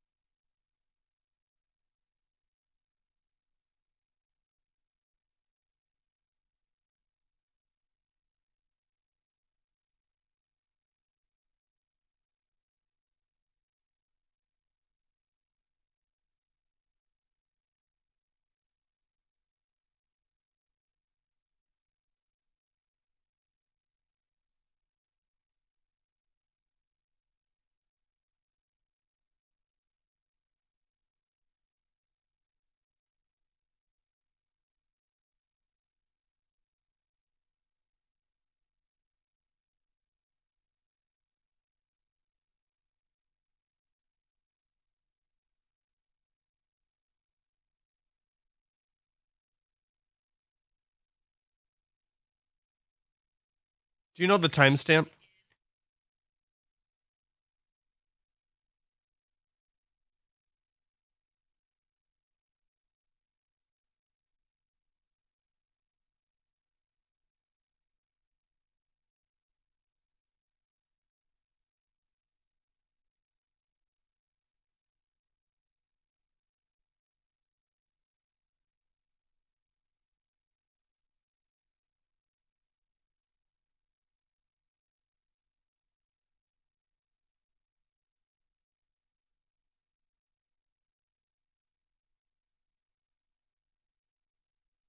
This just in, Farmington's own Megan Keller has won the gold medal game for Team USA with an overtime goal just minutes ago. Hillary Knight scored with 2 minutes left in the third as well, giving her the most goals in U.S. Olympic history to send the game to extra time. The Pistons take on the Knicks tonight, kick off their second half of the season. Miles McBride is out. Hear the 7:05 pregame right here on 97.1. Despite being suspended, Isaiah Stewart has made the trip with the team, according to Amari Sankova. He will not be in the building tonight. Suns owner Matt Ishbia said on Twitter about tanking, quote, "This is much worse than any prop bet scandal. This is throwing games strategically. Horrible for fans that pay to watch and cheer on their team, and horrible for all the real teams that are competing for playoff spots," end quote. The Tigers announced their top prospect, Kevin McGonigal, will start at shortstop Saturday in the spring training opener. His double play partner will be Gleyber Torres at second.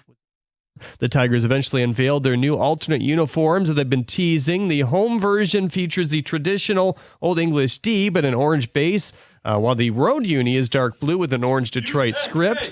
Both ball caps are dark blue with an orange bill. The team will continue to wear the City Connect jerseys on select dates as well. Red Wings Mo Sider and Lucas Raymond saw their gold medal dreams come to a close yesterday. Tom McClellan said they'll be with the team this week. At the Corwell House Sports Desk, I'm Jeremy Otto. For more, go to 97.1 The Ticket or Odyssey.com.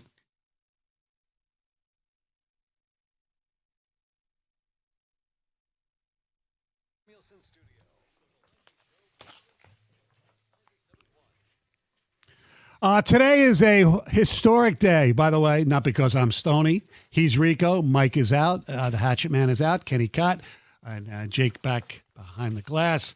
It's a historic day in Detroit sports. You know why, Rico? Why is that? Because on this day, February 19th, 2004, the Pistons made an acquisition. Oh, yeah. One Rasheed Wallace. So, with that in mind, we're going to do a blind ranking. Get your pen ready.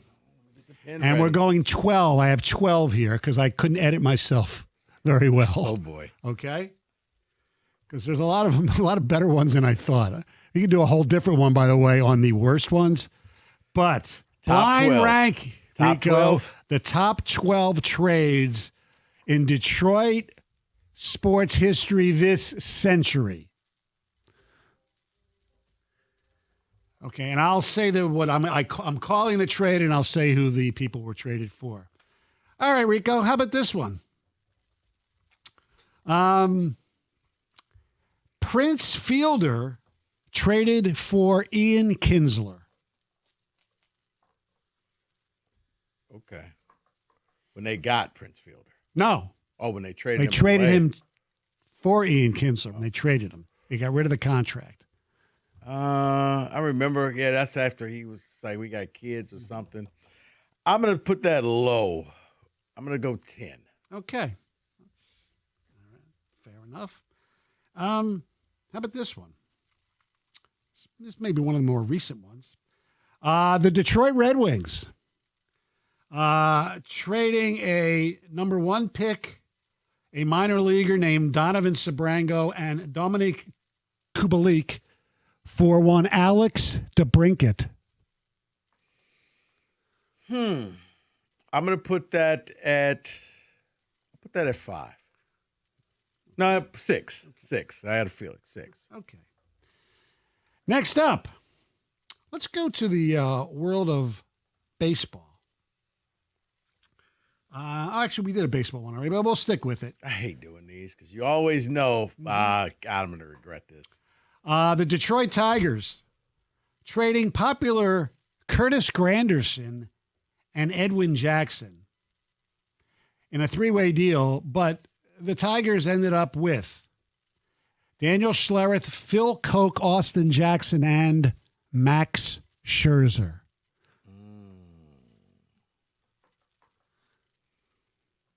I like that one. I'm going to put that one at 5. At 5, okay. Next up, the Detroit Lions trading quarterback Matthew Stafford to the LA Rams for 2 number 1s, a 3, and Jared Goff. And I'm not going to go into what those picks became because that. No, it actually became some good picks. Yes, right. That jump started the team. Mm-hmm. It was almost like their Herschel Walker deal, except for Stafford wasn't Herschel Walker. He was still good. Right. See, what I'm thinking about with this one, too, specifically, is that this took the Lions to a height that has never been accomplished in my lifetime and most people's lifetimes. I think context matters with that Kenny, one. I want to say 1, but You feel like you're going to miss someone. I'm going to leave that spot open, so I'm going to say that's 2. Okay, number 2. Next up, we'll go for today's trade. The history of the history of the day, February 19th, 2004. The Detroit Pistons, they trade Chucky Adkins, Lindsey Hunter, Bob Sura, Jellicoe Rabracha, and a number 1 in a 3-way deal for Mike James and Rasheed Wallace. Cult hero Mike James. I'm going number 1 with that because they delivered an instant title. Okay. Next up. Now I sweat it out. The Detroit Red Wings trade a 2nd and a 4th round pick to the Los Angeles Kings. This is a very underrated trade in my mind. For Brad Stewart, who was a really good defenseman for 4 or 5 years when they won the Cup. It's not the flashiest one on this list, but it is an important one. That's why I said it's an underrated. I agree. Let's go with 8. Okay. All right. Don't forget, this is out of 12. Right. Next up, the Detroit Pistons trade Jerry Stackhouse, Brian Cardinal, and Ratko Varda to the Washington Wizards for Bobby Simmons, Hubert Davis, and Richard Rip Hamilton. Part of the going to work Pistons. Ooh. Kenny, 4 or 7? See, I'm biased because that's what made me fall in love with Pistons basketball is that team with Rip on it. Okay, I would say 4, but if you're really locked in on 7, do 7. No. Okay. Next up, the Detroit Lions acquire a 1st round pick and a 3rd round pick and a 6th round pick for Roy Williams from the Dallas Cowboys. Or they traded Roy Williams to the Dallas Cowboys at the trading deadline.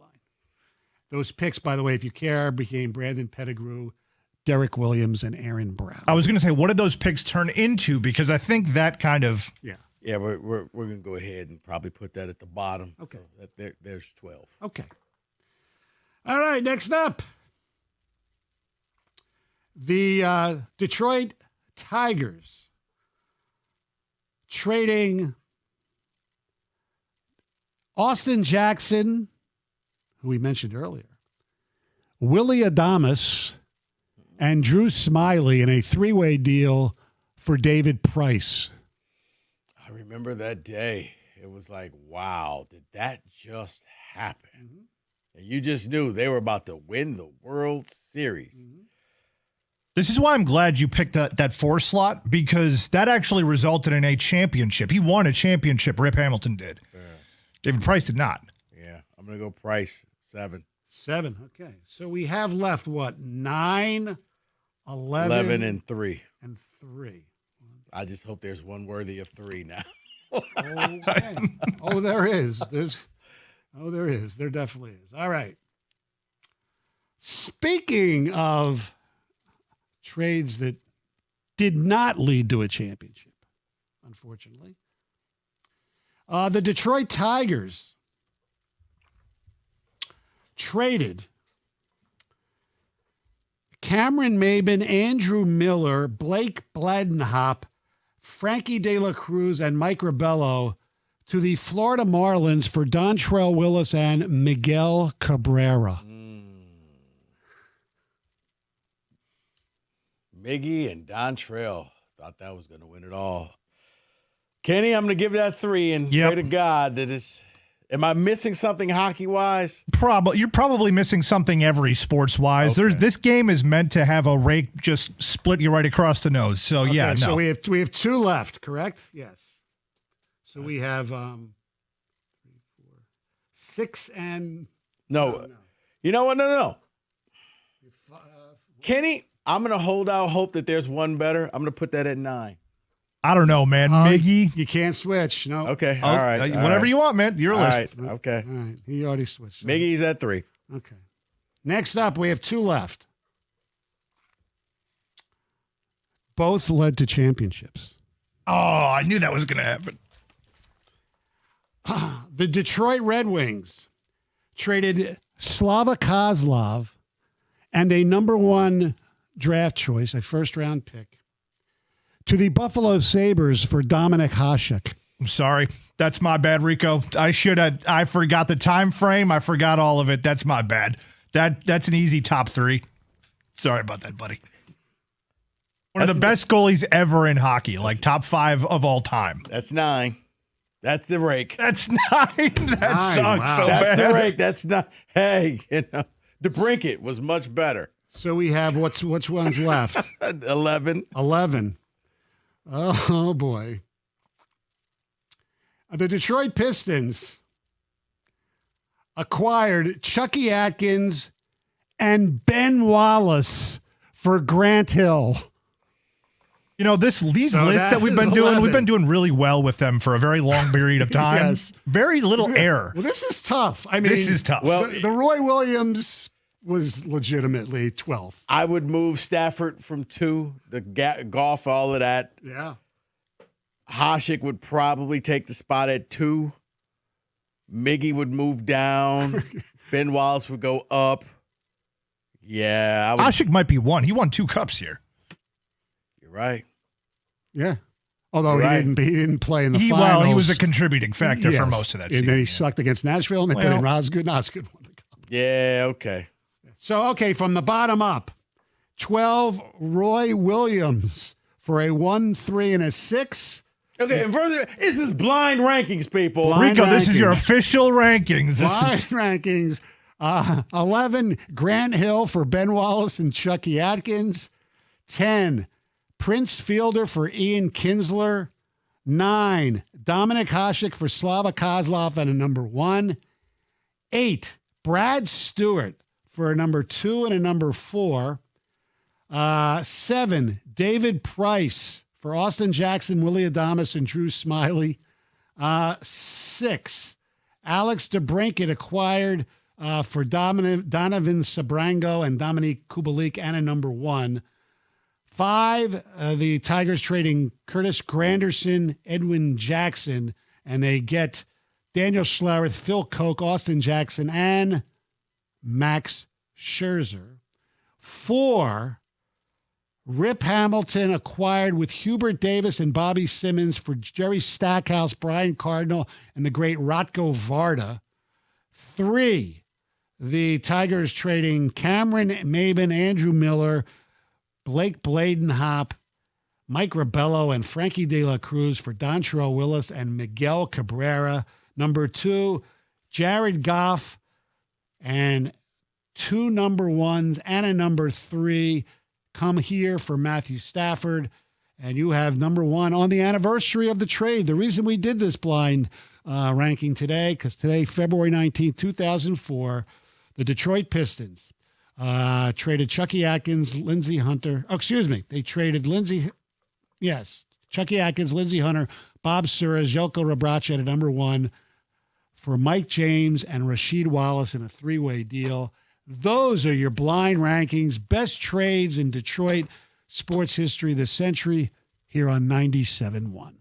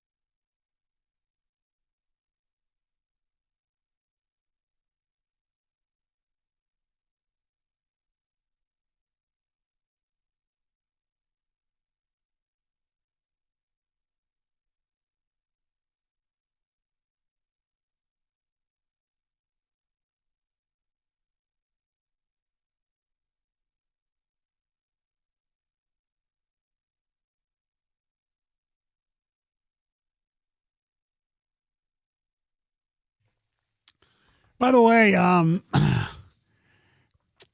United States men will not win the gold because Jeff Rieger was trolling because the women that the United States won. Yes, Megan Keller of Farmington, baby. The winning goal, U.S. wins it in overtime, 2-1. They tied it late in the game, and right before they were probably going to pull the goalie. Right. And they scored. It was a beautiful goal. Did a little dipsy doodle, and she scored. It was great. Rieger trolling? Huh. Yeah. That's new. I know. Exactly. It was, classic Jeff Rieger, basically saying that the guy. Now I got to go try to find his freaking his tweet. Telling him that he's got that unhealthy obsession, him and David, with Canada. Yeah. I understand it with Toronto, and if the United States does win the gold and beats Canada Monday morning when I'm in with Mr. Jansen, I'll probably do a little "Whoa Canada," but it's all in good fun. Here's what Rieger tweeted. U.S. women just stunned, devastated, wrecked, destroyed Canada. Down 1-0, U.S. pulls their goalie and Captain Hillary Knight scored with just 2:04 left. Then Megan Keller wins it in overtime. Going to take a long time for Canada to get over this one. U.S. rips the gold away. Well, if the men don't win the gold, yeah, he'll be right. But if the men win the gold, nobody will care. Nobody will. Well, except yes, because that's their bread and butter, and they should win. They're the favorites. I mean, they got the best forwards I've ever seen assembled, probably in Olympic history. Stoney, I still believe Rieger has this stuff pre-written. He does. He has this. This is saved in his drafts. And all he does is change out a name or two or a circumstance that happens in the game, but it's already done. That's just what he does, man. He's one of those, isn't it? So, like we mentioned, that Canada has one of the greatest lineups that we've seen in Olympic history. You also saw in some of the early rounds of the men, Switzerland's Kevin Fiala. He might be out for the season for the LA Kings. He got a knee injury. Not only, thankfully that, knock on wood, Larkin's been healthy so far. Sider and Raymond, they're done, so they're healthy. However, Sidney Crosby, we have no idea what his injury is. John Cooper says he hasn't played his last Olympic game. That might be accurate because he might be playing again in 4 years because he's still playing at a very high level, and I think he probably will still be Captain Canada in 4 years. Okay, but he got hurt. Rico and our people and our fans out there, 248-539-9797. What do you think about the pros playing in this thing, and not just the Olympics? You have the World Baseball Classic. Could you imagine? If you're watching the United States play, I don't know, Korea or whatever, pick a country, and Scooble's pitching, and all of a sudden he calls over to the trainer, and you find out he's got an ulnar problem with his left shoulder or something, whatever, and he's out. I think it's great for an entertainment value. I love it. It gives us, puts us on equal standing than some of the other countries, especially like in basketball. This is where this whole thing started because the Russians were, and in hockey, the Russians were using basically paid players. They were paid by the army and things like that. So because the United States in basketball was losing to college kids, using college kids and losing, they said, oh, no, we need the pros. The pros came in. Despite what happened in hockey in 1980, You know what? I remember, Stoney, I remember that college kids because it was the reason why certain college kids didn't go pro. Because if they came back to college, they could play in the Olympics the next season rather than go pro. I do miss those days because those are competitive games. These games are not competitive. Yeah, well, now they are because the world teams are much better. But back then, I mean, it was unbelievable the United States couldn't win. I mean, 1988, they lose. John Thompson was the coach, and he took a really weird team. Took Charles Smith as point guard for Georgetown. Yeah, and Hersey Hawkins was on that team, but he didn't play. I don't know, my mind is not exactly remember everything. But yeah, And you saw in hockey that we'd lose, and then all of a sudden, out of nowhere, the U.S. hockey team comes in 1980, and then they change the rules because the Russians and the Europeans are using guys that are getting paid. So we have to do the same thing. But the possibility of injury as a fan, 248-539-9797.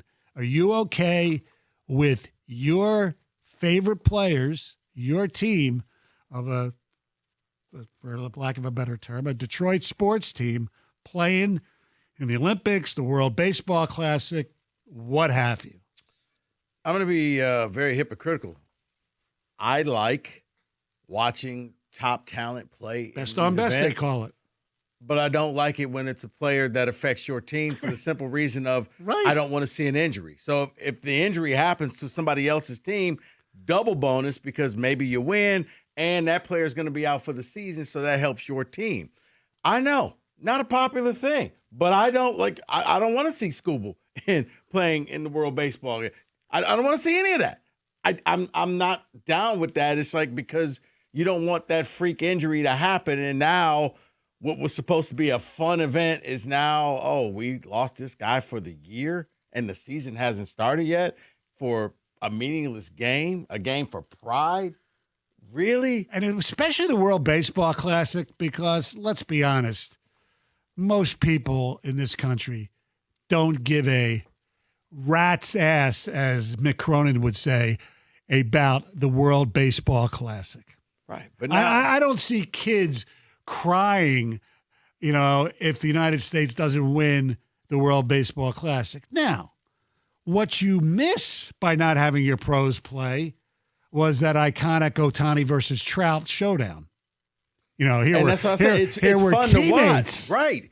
It's fun to watch other players. But, yeah, I am one that I get nervous. But we talked about it yesterday. So I'm also the same person that if my team is up too big, take the guys out the game.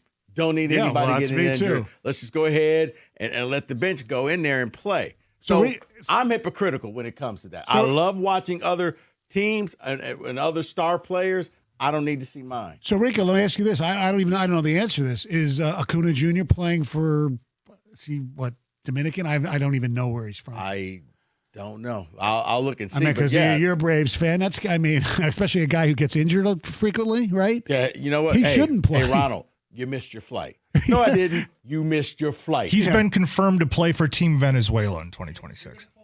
Yeah. Just beware. Somehow or another, he missed his flight. I don't know what happened. Yeah, just don't stay away from the boats. That's all I got to say if you're from Venezuela. Okay? Let it go. Yeah. 248-539-9797. We'll take your phones and your texts, your phone calls and your texts coming up next. It's 97.1.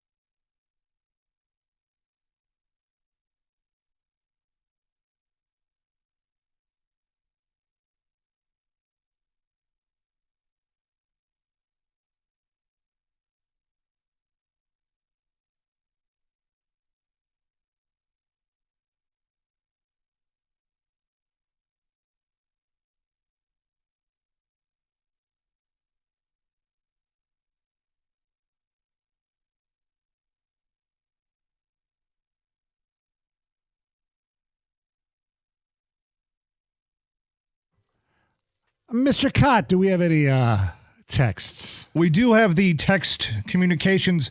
I think the Olympics should have more amateur athletes. The risk of injury to top pro athletes is not worth it. Have the top college prospects in sports participate instead. The problem is we used to do that, but then, the rest of the world started catching up with us, and, we don't like to lose. And then there's everybody's basically on opposite sides of this. There's no consistency. It's basically a 50-50 split on the text.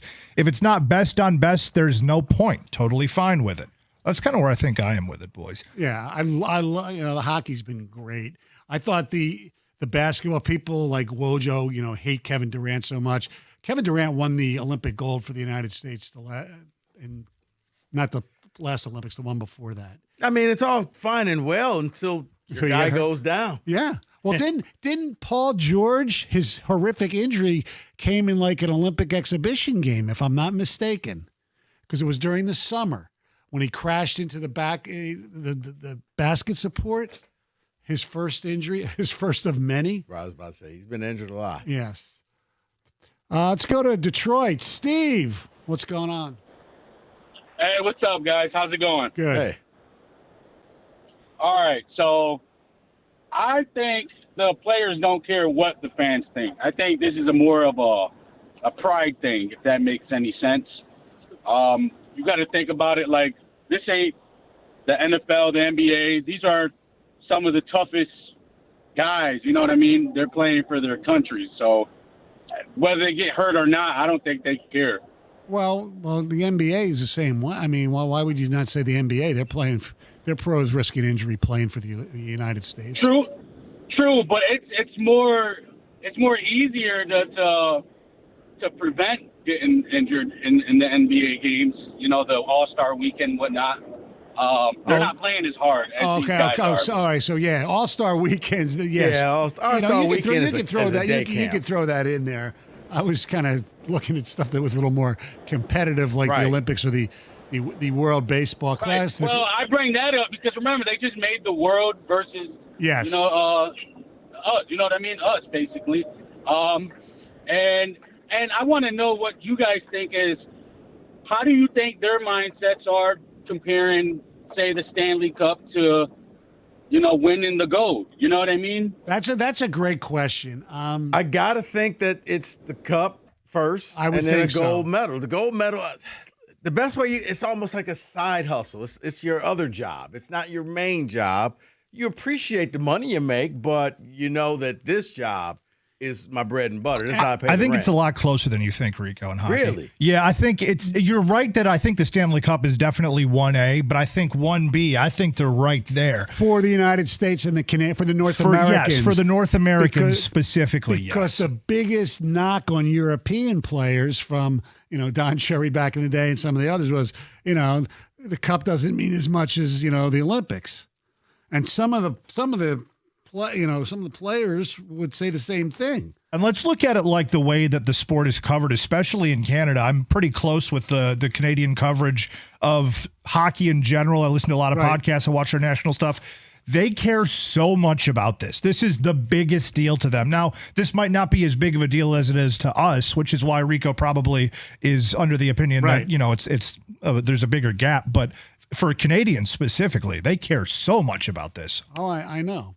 Well, especially the fact that they can't. None of their teams have won a Stanley Cup too. I think probably adds to it a little bit because they're sick of that part of it. And look, the Crosby Golden Goal is one of the great moments in Canadian sports history. Would you agree? Absolutely. Yeah. They still talk about it. I know. And I think because it's been so long since that Olympics happened and since there's been Olympic hockey with the U.S. and Canada in it, I feel like also makes a big deal. Well, it's also interesting when you look, and I don't even know where the World Baseball Classic is going to be played. It's usually where the finals are in Miami or somewhere warm. Anyway, when you go to those games or when you see them on television, the joy, the singing, it's like a soccer game on steroids.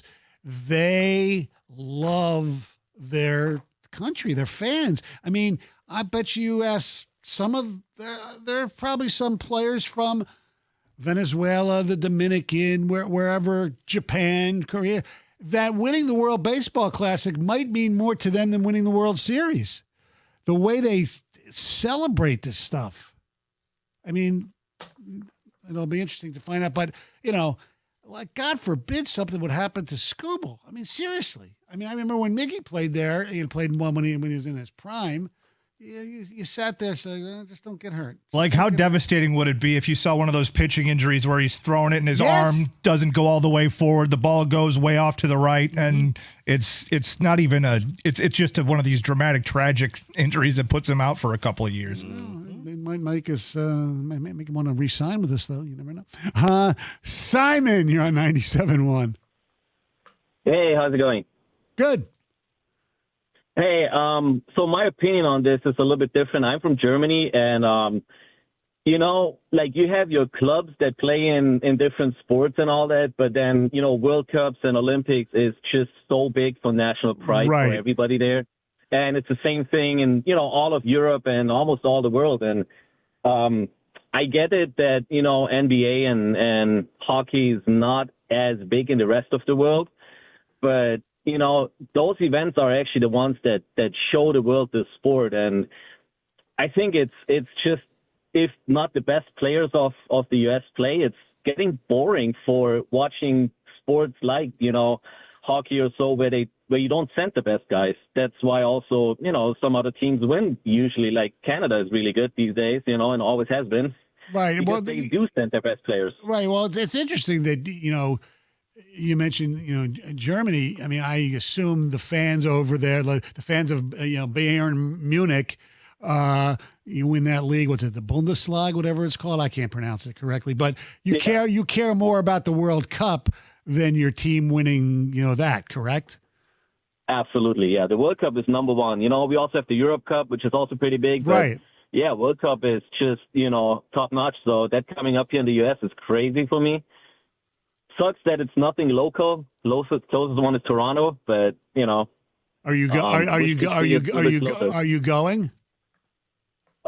Maybe if I get a ticket, but I didn't check yet. Okay. Well, good luck. Thanks for the call. Appreciate it. 248-539-9797 is the telephone number. I mean, hell, we're looking at the highbrow stuff, the Olympics and the World Baseball Classic, and he mentioned the World Cup. I don't think, and we don't have, with all due respect, I don't think if we had a Detroit FC player, if you're a Detroit FC fan and your guys playing for the United States in the World Cup, I think you're okay with it. I think you're excited. Yes, exactly. That means you got somebody really, really good. Yes, and the other thing is you look at the Amon-Ra St. Brown. I mean, it was the NBA, yeah. Yeah, I mean, it was a celebrity game, but he's still playing basketball. And I had no problem with it because these guys do some sort of physical activity during the off season. Right. But it's once again, you don't want to see him roll that ankle or it ends up being something where, he tears an ACL in a pickup game. It's like, are you kidding me? Really? I get it. It's out there. You're having fun. But you go up for a rebound, and how many you step on somebody's foot and that ankle roll? I think that pickup game, that Celebrity Classic, was less, intense on people's bodies than probably a pickup game he has with his friends during the offseason. True. I don't think. No. I didn't think they were going out there trying to play for, no. Right. It was just more that freak accident. Like, oh, man. Duke in Ann Arbor. What's up, Duke? Hey, what's up? What's up, man? Just calling real quick to just comment on the whole World Cup thing.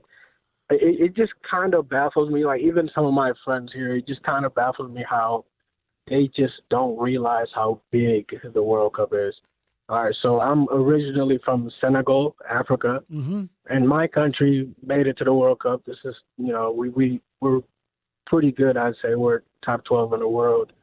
So we really, it matters to us. Like, we have to make the World Cup. Like, it's do or die. Like, we just had the African Cup of Nations where we beat Morocco in the final. It was just crazy. Just the drama. It went crazy all over the world. It's just, Duke, I remember when Cameroon went for the first time. It was the coolest thing in the world. Yeah. Like, when stuff like that happened, like my country, Senegal, we won it for the first time, in 2022. It was insane. Like, you can go on Google, YouTube, look at the scenes. The whole country is outside. Like, it's insane. I know it is. It's the biggest sporting event in the world. It's bigger than the Olympics, that's for sure. Thanks for the call. Appreciate it. It's bigger than the Super Bowl. 97.1. Hey guys, you've heard me talk about Matrix Basements, and look, if you've been on the fence teetering, the need to wait is over. Go to matrixbasements.com right now. You're going to find out what I know already. They're going to hook you up, and they're going to do a fantastic job. And even better, they are offering the Build Now, Pay Later program. What does that mean? It means 0 interest and 0 payments until the year 2028. You have no excuses. If you're going to get this thing done, now is the best time to do it. There is no reason to wait. Stop dreaming and enjoy your beautiful new basement. Go to matrixbasements.com, get that free consultation. They'll come up with some designs for you. And the next thing you know, in a few months, you'll be sitting in your new basement done by matrixbasements.com. But you need to head over to the website right now. Get yourself signed up and ready to go with the Build Now, Pay Later program. Absolutely 0 interest and 0 payments until the year 2028. Build now, pay later, and enjoy your beautiful new basement with Matrix Basements.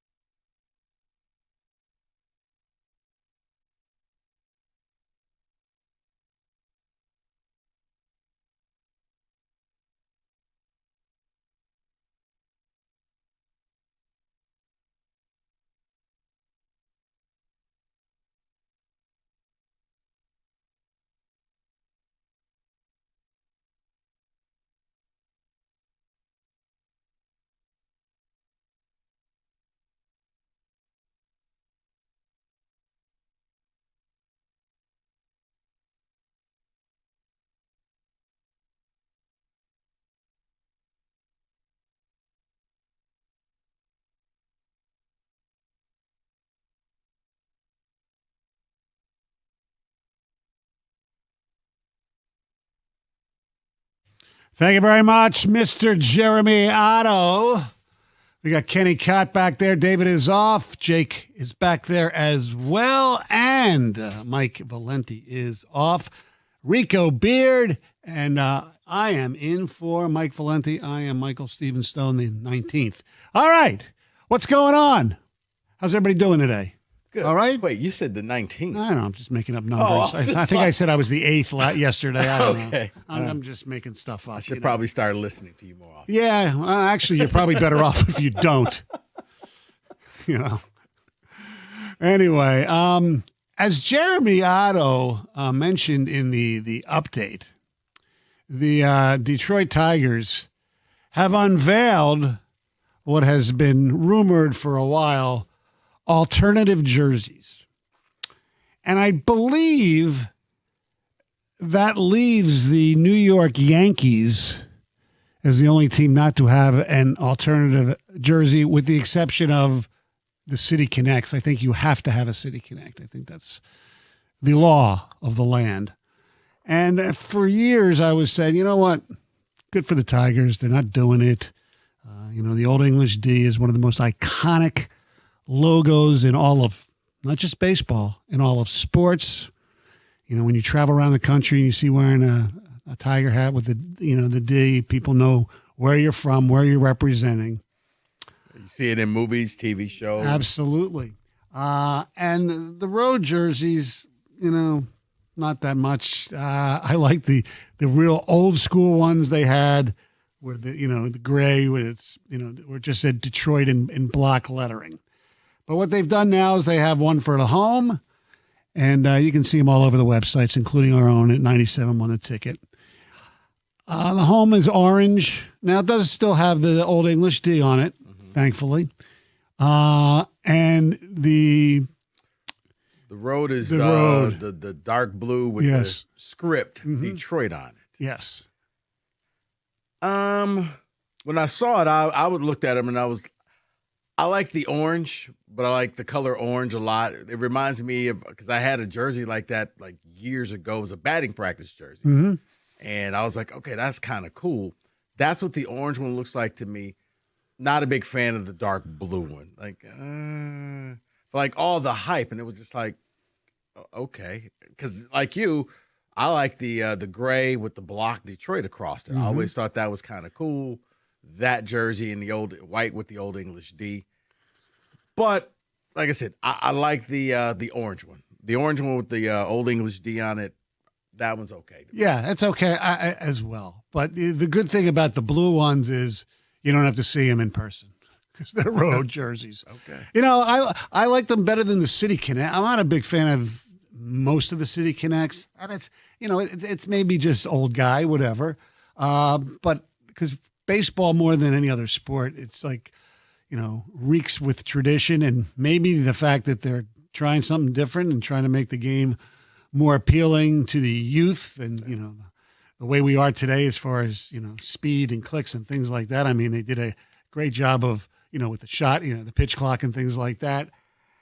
I don't know. I'm not a huge fan.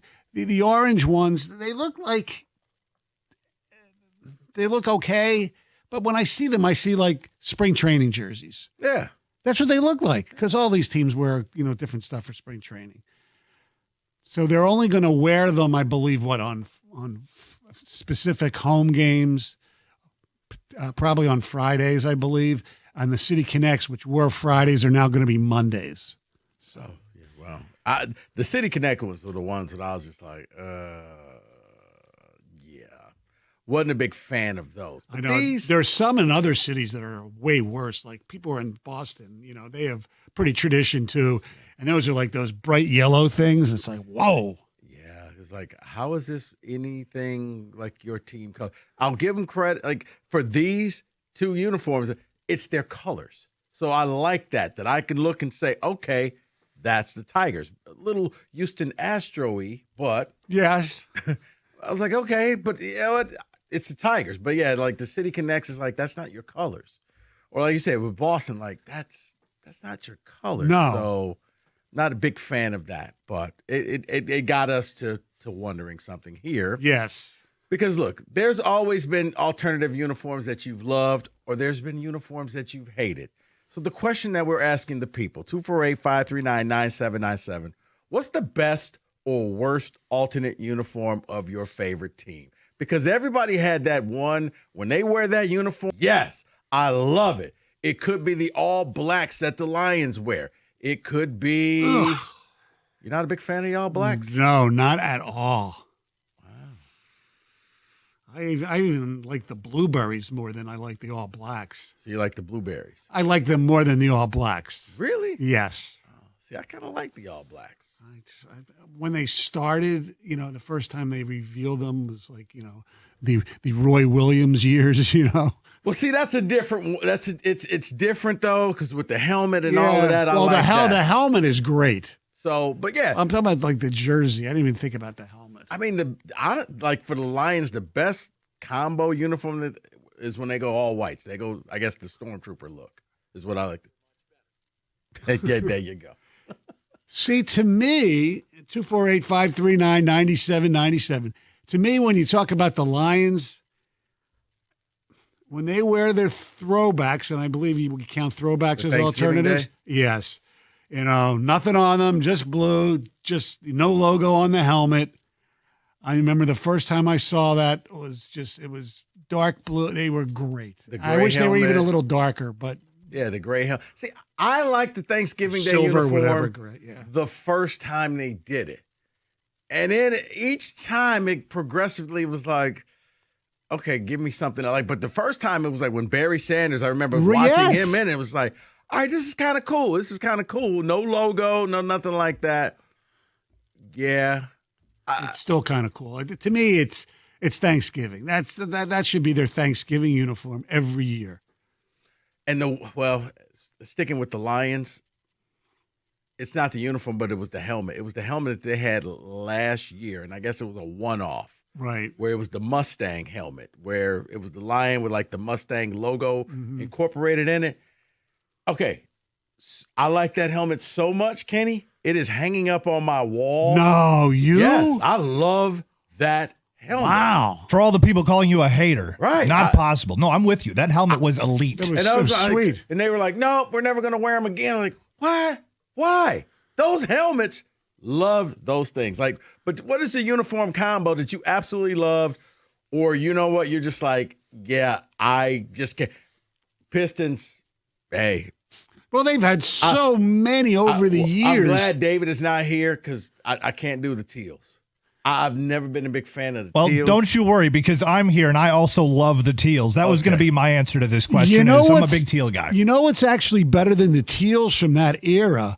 When they had Don't say the maroons. Yes, the maroons in that area were better than the teals. Just get out. I thought they were cool. None of those combinations screamed Pistons. And yes. And I guess maybe because I looked at that and I'm like, every time I see those, I think of teams that just didn't win. Well, it's the Grant Hill era where he was here, but you didn't really do much. So, no, I loved it when they went back to the red, white, and blues. That to me screams Pistons. That was like a bad fever dream where it was every color you could think of the rainbow. We're going to throw that in the uniform, but put some yellow in there, put some burgundy, teal, no, black, no. Red, white, and blue, that's Pistons. The ones that they started wearing a couple years ago, I don't think they've worn them anymore. The one that say Motor City on them, I hated those.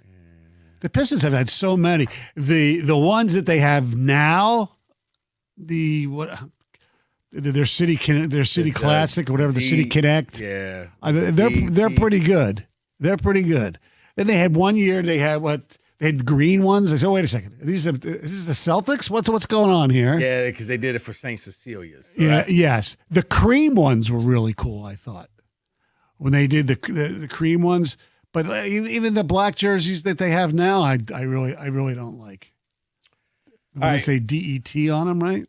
Yeah, I'm not a big fan of that. No. Now, 248-539-9797. Also for pro college teams as well. Yes. I'm just gonna say this because I know people. Stoney, I actually like the all blues of Michigan. When they go with the full blue, I guess I don't know what they call them. I don't know what they call them. But the all blues, I actually kind of like that. Hate the team, but I know. You like the all mazes too? I like the all mazes, but I know I'm in the minority. I'll never get them to wear those things more often. But the all maze uniform was like, that to me is the best color combination that they have. All maize with the helmet. Now, yeah. And now if they would just put the little the little Wolverine logo with the pipe with the navy cap on it, that's the best. But yeah, that will be pretty cool. There's one from Michigan that I absolutely hate, and I'll tell you what that is coming up next, folks. That's a radio.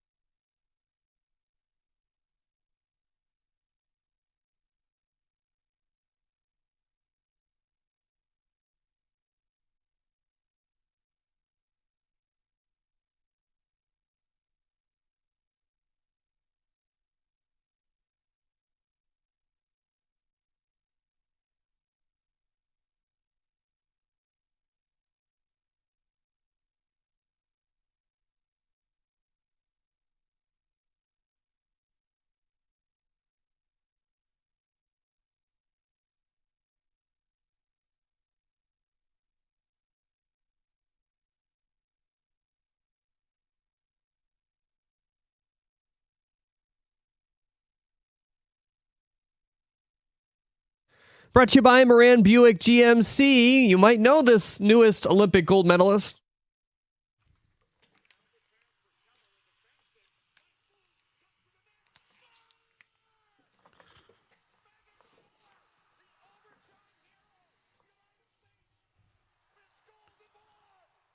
Called thanks to NBC, of course, Keller from Farmington Hills, Michigan. The Pistons back on the hardwood tonight against the Knicks. Detroit 2-0 against New York thus far, with tonight marking the final game of the regular season between the two teams. Knicks sharpshooter Miles McBride is out. Detroit's injury report clean. Jalen Duren, Isaiah Stewart remain out on suspension. Tip at 7:30 right here on 97.1. Fashion magazine GQ is Kate Cunningham donning their cover. The Tigers announced that Kevin McGonigal will start Saturday's spring training opener against the Yankees. He'll play short as Gleyber Torres patrols second. Tigers catcher Jake Rogers reacted to the possibility of both the Rockies and Marlins calling pitches from the bench. Quote, "This game is slowly starting to kick us out. The art of catching is getting lost slowly but surely," end quote. AJ Hinch said the Tigers will not be moving in that direction, bringing up the value of the player's instincts, and said Zach McKinstry has abandoned a late kick in his stance, replacing it with a toe tap for Chris McCoskey. Minus their City Connect uniforms, the Tigers were one of two teams in Major League Baseball without an alternate uniform. That officially changed today as they revealed a pair of them. The home is orange and the road is dark blue. At the Corwell Health Sports Desk, I'm Jeremy Otto.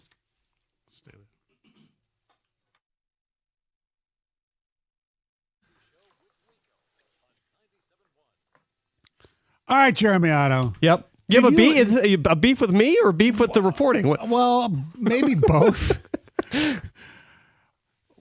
Can you repeat the Zach McKinstry story one more time? I just want to make sure I got it right. All right, so he had a big leg kick last year, right? Yeah. And now he's gone to a toe tap and he's lowering his arms.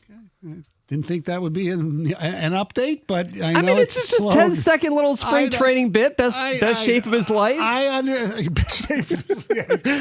Yeah, we haven't had that yet. Yeah, Do you want to know what I read about Chase Young? Go ahead. Yeah, sure. Go ahead. Unlikely to make the team, but he is eating deer meat, which has gained him some muscle. So there you go. Which update was that going to be in, Jeremy? That was not making the cut. I'm sorry. There you go. Oh, is there one sport, because it's mostly baseball even more than football, where the reporting, because it's not Jeremy's fault, it's not the beat reporters, it's nobody's fault, because especially baseball, they're there for a month. What else are you going to write about and talk about, especially in our social media age where their bosses are telling them, hey, listen, you got to, give me something every 2 minutes or whatever. I just didn't think a toe tap from all-star Zach McKinstry would be update worthy. Look, I have to sneak these type of things when the other mic is not here. Yeah. Otherwise, I might not be allowed back. So, well, you allowed me back. I'm the nicer of the two mics, but I can see that's the difference. We're both from the East Coast. Yeah. We both have a lot of negativity, but he takes it to the more of extreme than me. The toe tap. Yeah, the toe tap. See, I don't have an issue with Jeremy Otto. I don't know what your guys' problem is. I think he does a great job. He does a great job. He does. But toe tapping. He did play the Kenny Albert goal, the gold medal goal, which is probably the most excited I've ever heard Kenny Albert get, because Kenny Albert's not exactly the most exciting human being on the planet. Both of his goal calls were amazing. The one from Hughes and that one, yes. Between the two of them, they were great. That's good. I know. He's picked it up. Maybe he should just do hockey and stay out of the Lions games. Is he the one with Vilma? Is it Kenny Albert and Jonathan Vilma? Yeah. I think so, yeah. You talk about Nepo, and he's Marv's kid, Marv was the greatest of all time. Speaking of Nepo, we get Ian or Noah Eagle tonight on the prime broadcast of the Pistons Knicks game tonight, which you can hear on 97.1. Now, I believe it's George Blaha, because usually Blaha does the road games, but maybe he went on a long all-star trip. So maybe it is more. I don't know. Now you got me thinking, there is a lot of Nepo hires in broadcasting. You had Jack Collinsworth now.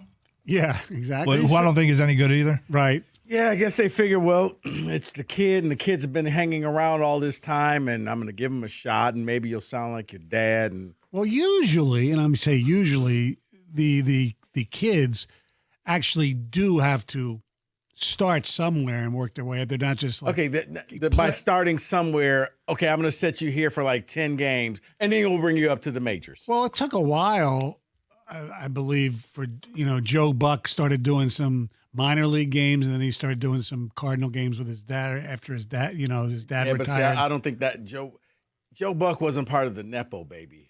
Like I think he actually did it the old school way. Okay, yeah. I'm talking like new school.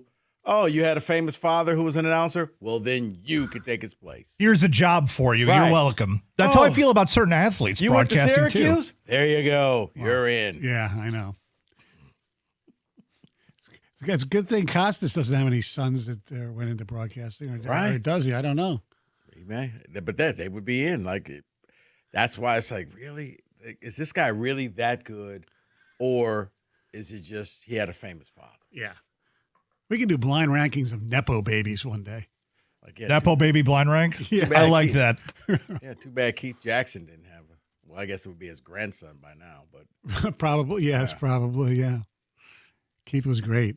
No doubt about it. All right. Our telephone number, 248-539-9797. Lots to discuss. We have any ticket text based upon our wonderful blitz of odds of teams going 10 over 10 games, I should say. Those haven't trickled in yet. Okay. We do have a lot of Nepo baby texts, though. Oh, that was quick. Yeah. Feel like there's a lot of Nepo baby hires, too many for my liking on the broadcast. That's from Stephen Clinton Township. Give me some examples, because I'll tell you, I know Ian Eagle probably, or not Ian Eagle and his son Noah. Noah might not, doing the Clippers is not exactly starting the hard way. I have no idea if he did any minor league stuff beforehand. But Noah Eagle, he actually sounds older than his father, and his father's great. Noah the problem is he has to do some of those lame-ass Big Ten games with Blackledge during football season, right?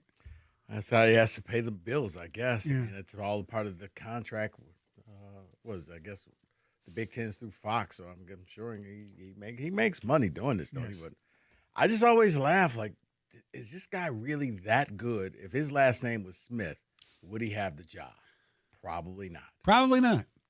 Another one, my biggest problem is athletes getting thrown into the broadcast booth with no broadcast experience. Looking at you, TJ Oshie, which I actually agree with. I don't think he's been any good. TJ Oshie was really good as a guest on Spittin' Chicklets because he lets his personality come out. He is like dull as crap. Well, the funny thing is, I could have wrote that last text because it's the same. It's like, okay, because you're an athlete now and you got a microphone, now you're this person who no, you don't know what you're doing. It's like, how about you give it to somebody who actually really went to school and did all of this stuff? Nah, former athlete, put a microphone in front of him and tell us all your stories of the locker room and the fights and the gambling and everything that happened. I do understand, for color analysts, for no matter what the sport is, and it's not something new. It's been historic from decades and decades. It's always the former player or coach in that role. I get that.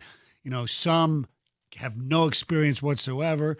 Like Tom Brady, when he started, was terrible, but I know that, because he's a maniac, he's gotten a lot better because he's worked harder now. But you know what? I'll still look at it and be like, Greg Olsen was 10 times better than you. And he doesn't get to do it because you're Tom Brady. He got demoted, not because he did anything wrong. Well, I know. He got demoted because we overpaid for you. And, I miss him.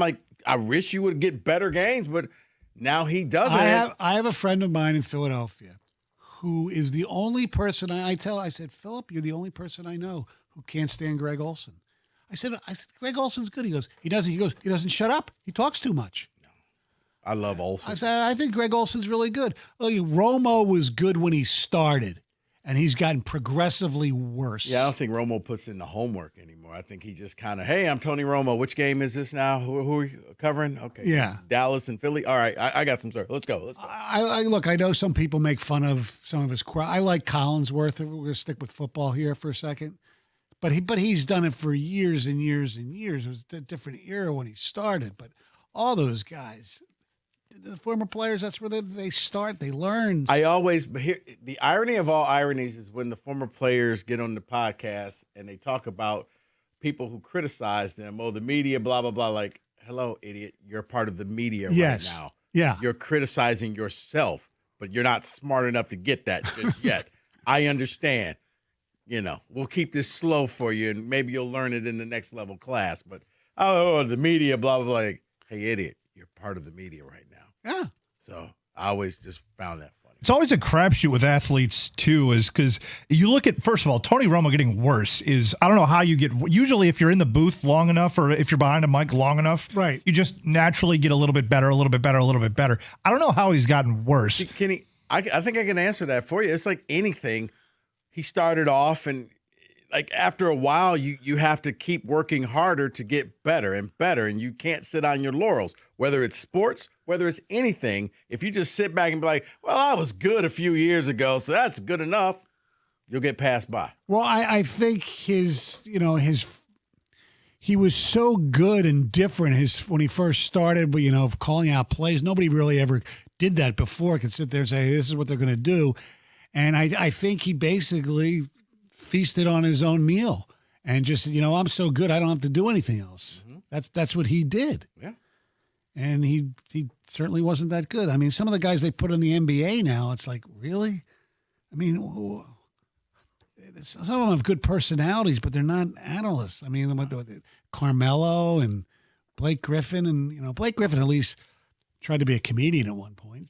So he was pretty He's got funny. the Wayfair commercials now. So. Yeah, I get it. All right, 248-539-9797. I have a question for you, Stoney. I need to know if this is a move that you would endorse or not. I'll give that to you next. All right, 97.1. All right, guys. Fanatic Sportsbook, winning hits different with them. Why? With the trade deadline and teams getting ready for the stretch run of the NBA, you need to switch over, and you need to use Fanatic Sportsbook. Don't wait for the what-if moment. Switch to the only sportsbook that protects all your basketball player prop bets across the straight, parlay, and single game parlays from any first half injury. That's right. If betting player props is in your playbook like it is mine, whether it's points, assists, rebounds, steals, blocks, whatever it is, Fanatic Sportsbook Fair Play Insurance gives you the edge when it comes to cooking up your parlay. Some sportsbooks protect your bets for just a quarter. Some do absolutely nothing, but not at Fanatic Sportsbook, where they're flipping losing bets into winning bets every night on the court. It means if your player gets injured in the first half, your bet will continue on with the remaining legs, meaning a loss gets turned into a win. So bet with the book that always has your back. Fanatic Sportsbook, winning hits different here. Got to be 21 or older. Gambling problem? Call 1-800-GAMBLER.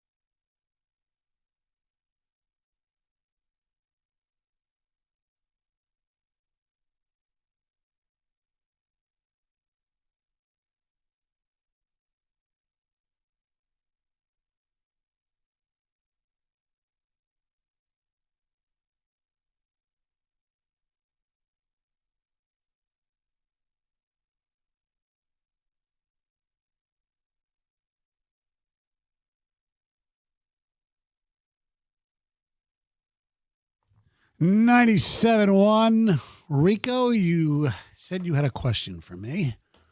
Stoney, it's one of those things that you actually have to make sure it's a real story or not, but it looks like this is a real story.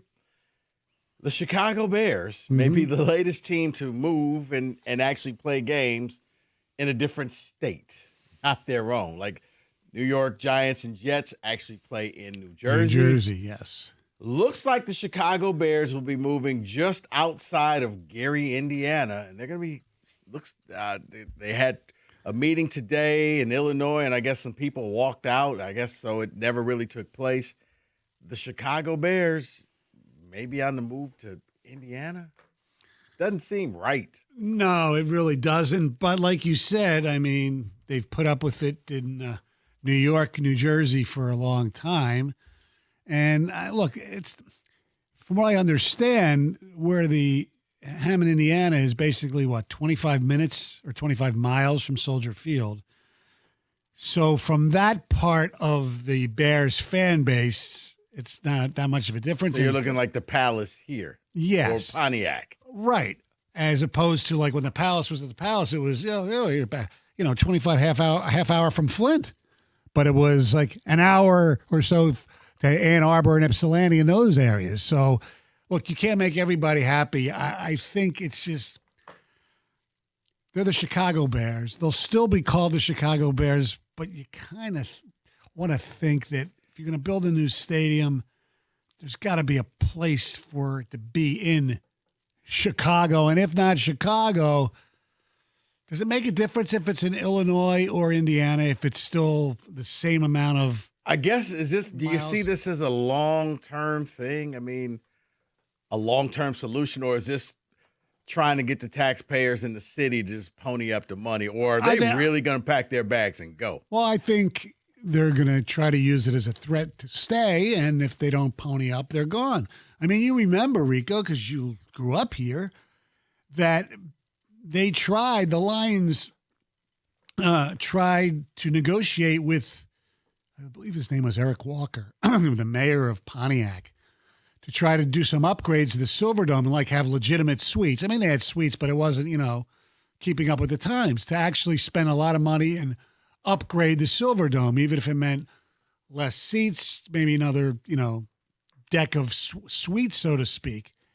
And Pontiac, for whatever, right or wrong, they weren't going to pony up. And, the Lions said, well, there's a place called Detroit where we used to be that won us, and we will pay some of it. And so let's move downtown, because especially in that era around in this country, a lot of businesses were moving into downtowns, right, as opposed to the, 60s and 70s where people were leaving downtowns. I just thought it was funny when I saw that, because the headline makes it sound like, they're moving to like Indianapolis or someplace else. It's like, okay, you're just across the border, but still, Chicago Bears. I just figured that it just seems weird of them not being in Chicago, downtown Chicago. It's weird. I would assume. And they just did renovations on that weird spaceship thing. I would assume that they would do something with the roads there, because, I mean, in the times that I have driven to Chicago, and we all have, where you go through Indiana, and Gary is just, it's like Newark is to New Jersey. It's like, refineries. It smells like fart half the time. But when it gets to be rush hour and things, the traffic is ridiculous. I can't imagine like 75,000 people going to a Bear game or a concert or something like that. What traffic is going to be like going that direction. Bro, this traffic is always bad in Chicago. I know. I mean, right. It's one of those cities you don't catch a break. It's like And LA. they have mass transit. Right. But yeah, I was like, where are these people going this late at night? LA is the only city I know that's worse. Like, I don't even know how you live out in that. It's just, forget it. I would never drive. I would give up the car. Where, if you lived in LA or Chicago? Yes, LA. Chicago's bad. Right. LA is just, you got to be kidding me. No, but I saw that story and I was just like, you got to be kidding me. The Bears are thinking about moving. Mm-hmm. And at first I thought maybe this was just a ploy. Okay, we're trying to get some more money. It's funny as it goes closer and closer, and looking how close this new stadium would be, I think it may happen, especially if Indiana's like, we'll build you one of these new state-of-the-art. We'll build it like the Rams, because I saw the specs. And the specs, I think it was on the water as well. Right. So it'll kind of be like how the Rams stadium looks. And if history holds true, sometimes things that we don't like will get the company that you work for a hell of a lot more money, and the person who's in charge of the Chicago Bears certainly didn't do a great job here, but he got the Big Ten a lot of money, and that was Kevin Warren.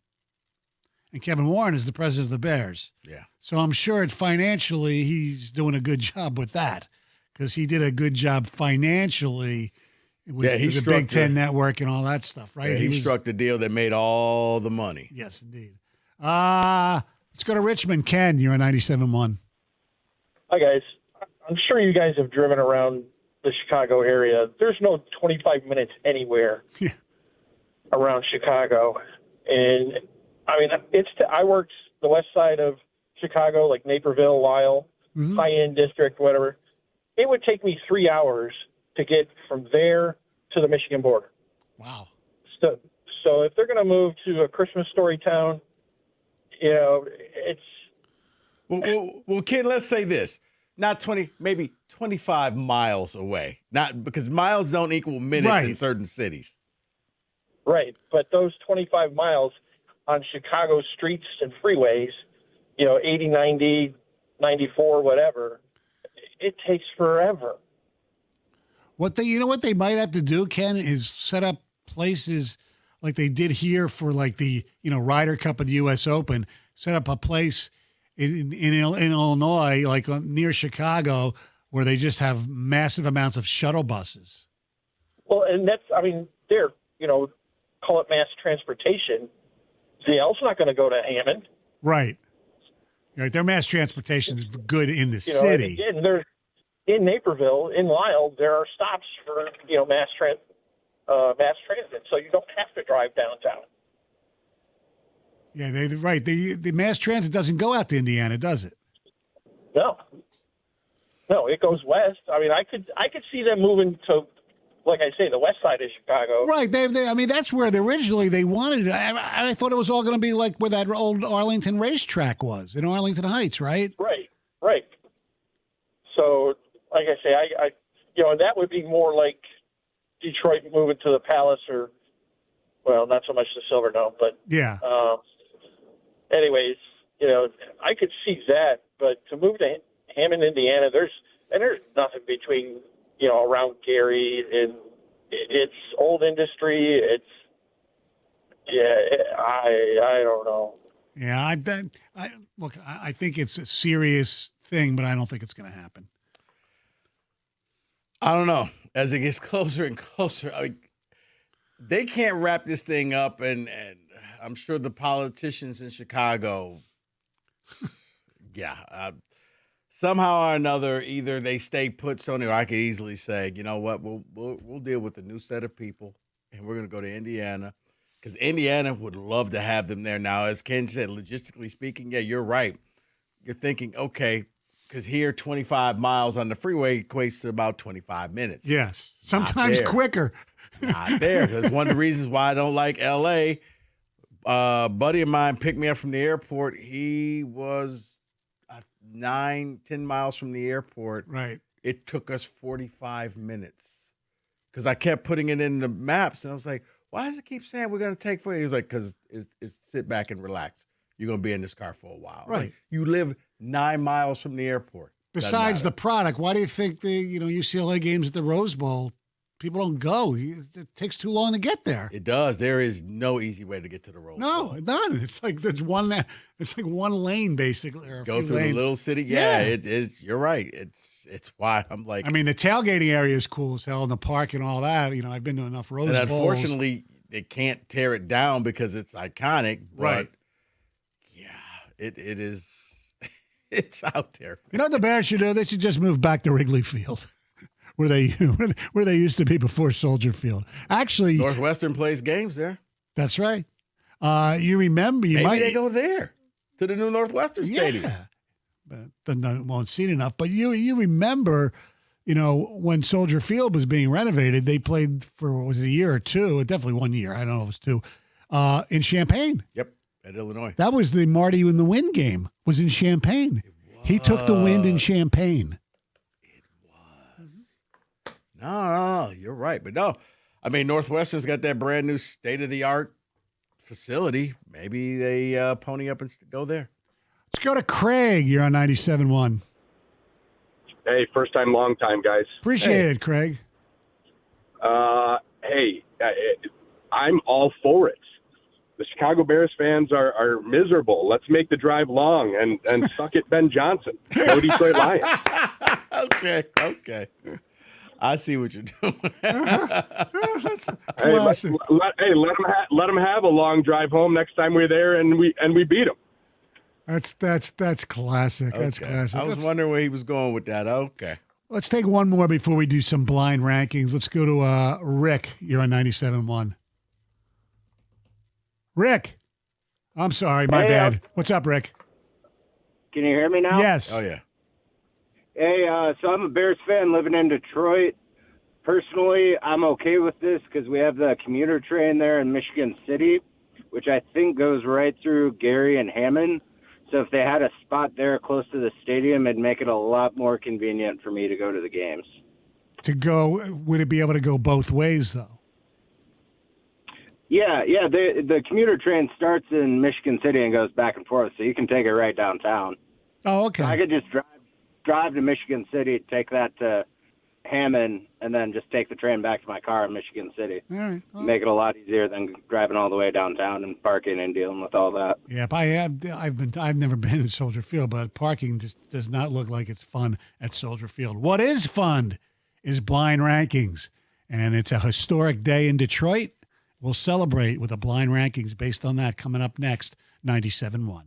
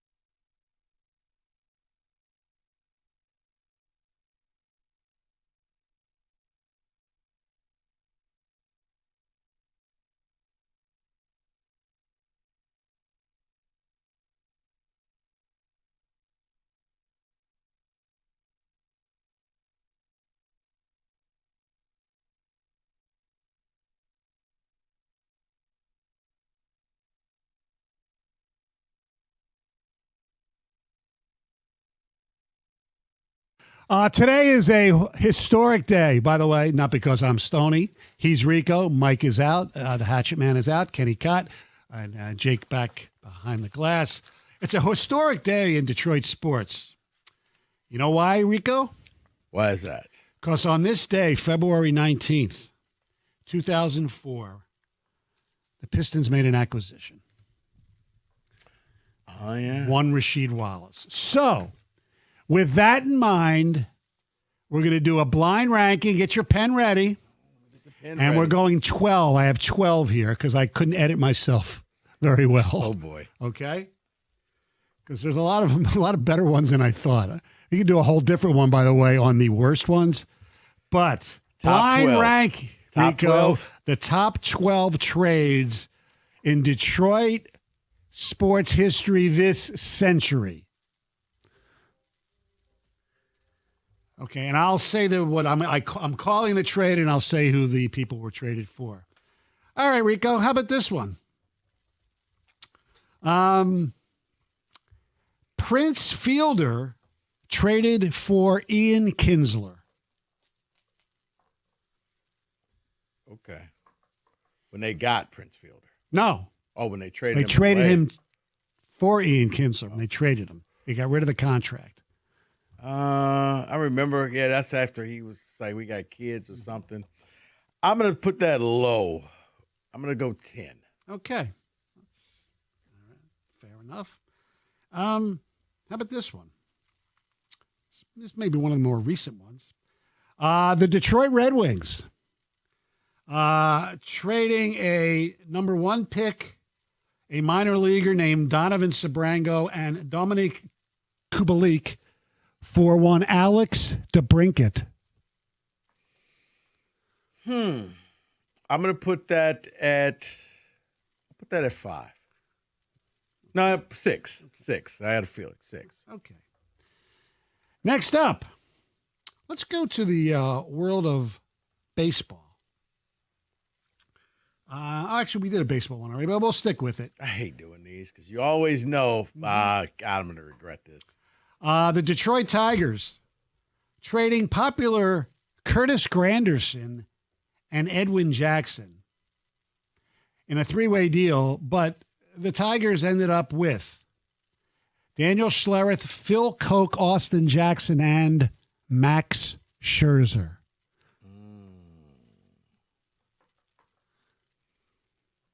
I like that one. I'm going to put that one at 5. At 5, okay. Next up,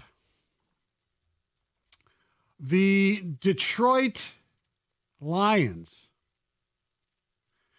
trading quarterback Matthew Stafford to the LA Rams for 2 number 1s, a 3, and Jared Goff. And I'm not going to go into what those picks became because that. No, it actually became some good Yeah. picks. Yes. Right. That jump started the team. Mm-hmm. It was almost like their Herschel Walker deal, except for Stafford wasn't Herschel Walker. He was still good. Right. See, what I'm thinking about with this one, too, specifically, is that this took the Lions to a height that has never been accomplished in my lifetime and most people's I know. lifetimes. I think context matters with that Kenny, one. I want to say 1, but You feel like you're going to miss someone. I'm going to leave that spot open, so I'm going to say that's 2. Okay. Number 2. Next up, we'll go for today's trade. The history of the history of the day, February 19th, 2004. The Detroit Pistons, they trade Chucky Atkins, Lindsey Hunter, Bob Sura, Jellico Rabracha, and a number 1 in a 3-way deal for Mike James and Rasheed Wallace. Cult hero Mike James. I'm going number 1 with that because they delivered an instant title. Okay. Next up. Now I sweat it out. The Detroit Red Wings trade a 2nd and a 4th round pick to the Los Angeles Kings. This is a very underrated trade in my mind. For Brad Stewart. who was a really good defenseman for 4 or 5 years when they won the cup. It's not the flashiest one on this list, but it is an important That's why I one. said it's an underrated. Yeah, I agree. Let's go with 8. Okay. All right. Don't forget, this is out of 12. Right. Next up, the Detroit Pistons trade Jerry Stackhouse, Brian Cardinal, and Ratko Varda to the Washington Wizards for Bobby Simmons, Hubert Davis, and Richard Rip Hamilton. Part of the going to work Pistons. Ooh. Kenny, 4 or 7? See, I'm biased because that's what made me fall in love with Pistons basketball is that team with Rip on it. Okay, I would say 4, but if you're really 4. locked in on 7, do 7. No. Okay. Next up, the Detroit Lions acquire a first-round pick and a third-round pick and a sixth-round pick for Roy Williams from the Dallas Cowboys. They traded Roy Williams to the Dallas Cowboys at the trading deadline. Those picks, by the way, if you care, became Brandon Pettigrew, Derek Williams, and Aaron Brown. I was going to say, what did those picks turn into? Because I think that kind of Yeah, we're going to go ahead and probably put that at the bottom. Okay. So there's 12. Okay. All right, next up. The Detroit Tigers trading Austin Jackson, who we mentioned earlier, Willie Adames, and Drew Smiley in a three-way deal for David Price. I remember that day. It was like, wow, did that just happen? And you just knew they were about to win the World Series. This is why I'm glad you picked that 4 slot, because that actually resulted in a championship. He won a championship, Rip Hamilton did. Yeah. David Price did not. Yeah, I'm going to go Price, 7. 7, okay. So we have left, what, 9, 11, 11 and 3. And 3. I just hope there's one worthy of 3 now. Okay. Oh, there is. There is. There definitely is. All right. Speaking of trades that did not lead to a championship, unfortunately, the Detroit Tigers traded Cameron Maben, Andrew Miller, Blake Bladenhop, Frankie De La Cruz, and Mike Rebello to the Florida Marlins for Dontrell Willis and Miguel Cabrera. Miggy and Dontrell thought that was going to win it all. Kenny, I'm going to give that 3 and pray to God that it's. Am I missing something hockey-wise? You're probably missing something every sports-wise. Okay. This game is meant to have a rake just split you right across the nose. So, Okay, yeah, no. So we have 2 left, correct? Yes. So we have 3, 4, 6 and... No. You know what? No. Kenny, I'm going to hold out hope that there's one better. I'm going to put that at 9. I don't know, man. Miggy. You can't switch. No. Okay. All right. Whatever you want, man. Your list. Right. Okay. All right. He already switched. Miggy's at 3. Okay. Next up, we have 2 left. Both led to championships. Oh, I knew that was going to happen. The Detroit Red Wings traded Slava Kozlov and a number 1 draft choice, a first-round pick, to the Buffalo Sabres for Dominic Hasek. I'm sorry. That's my bad, Rico. I forgot the time frame. I forgot all of it. That's my bad. That's an easy top 3. Sorry about that, buddy.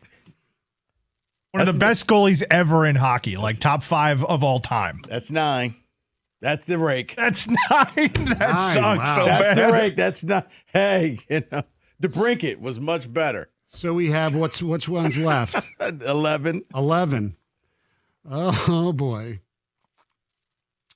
The Detroit Pistons acquired Chucky Atkins and Ben Wallace for Grant Hill. You know, these So lists that we've is been doing, 11. we've been doing really well with them for a very long period of time. Yes. Very little error. Well, this is tough. I mean, This is tough. Well, the Roy Williams was legitimately 12th. I would move Stafford from 2, the golf, all of that. Yeah. Hasek would probably take the spot at 2. Miggy would move down. Ben Wallace would go up. Yeah. Hasek might be 1. He won 2 cups here. You're right. Yeah. Although You're right. he didn't play in the finals. Well, he was a contributing factor for most of that season. And then he sucked against Nashville, and they put in Osgood, and Osgood won the cup. Yeah, okay. So, okay, from the bottom up, 12, Roy Williams for a 1, 3, and a 6. Okay, and further, this is blind rankings, people. Blind Rico, this is your rankings. official rankings. Blind rankings. 11, Grant Hill for Ben Wallace and Chucky Atkins. 10, Prince Fielder for Ian Kinsler. 9, Dominic Hasek for Slava Kozlov and a number 1. 8, Brad Stewart for a number 2 and a number 4. 7, David Price for Austin Jackson, Willie Adames, and Drew Smiley. 6, Alex DeBrincat acquired for Donovan Sabrango and Dominique Kubalik and a number 1. 5, the Tigers trading Curtis Granderson, Edwin Jackson, and they get Daniel Schlereth, Phil Koch, Austin Jackson, and Max Scherzer. 4, Rip Hamilton acquired with Hubert Davis and Bobby Simmons for Jerry Stackhouse, Brian Cardinal, and the great Rotko Varda. 3, the Tigers trading Cameron Maben, Andrew Miller, Blake Bladenhop, Mike Rabello, and Frankie De La Cruz for Dontrell Willis and Miguel Cabrera.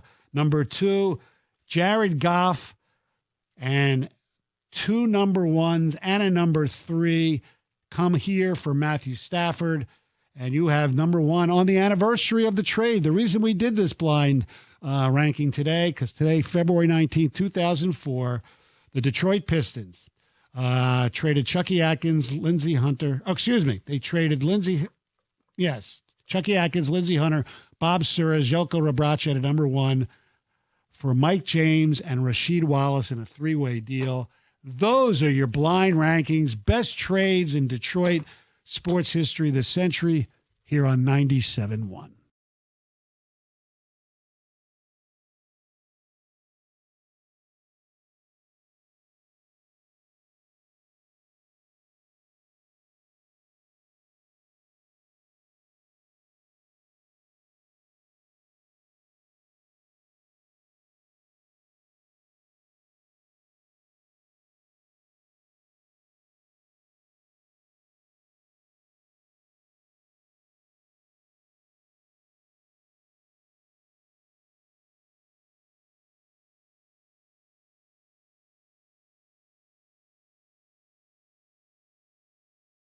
$99 a month value. Xfinity, imagine that. Proud partner of Team USA. To get started, visit Xfinity.com or drop into an Xfinity store today. Restrictions apply. Requires paperless billing and auto pay with a store bank account. Taxes and fees extra. Actual speeds vary.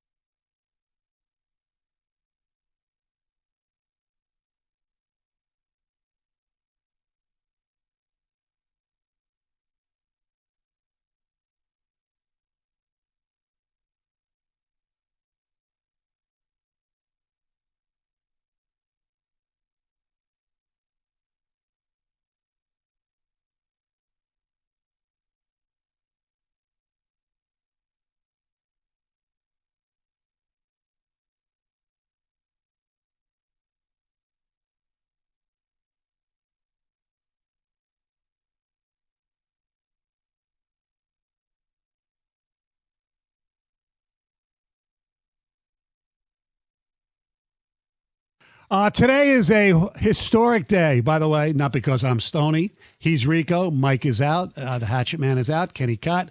And Jake back behind the glass. It's a historic day in Detroit sports. You know why, Rico? What?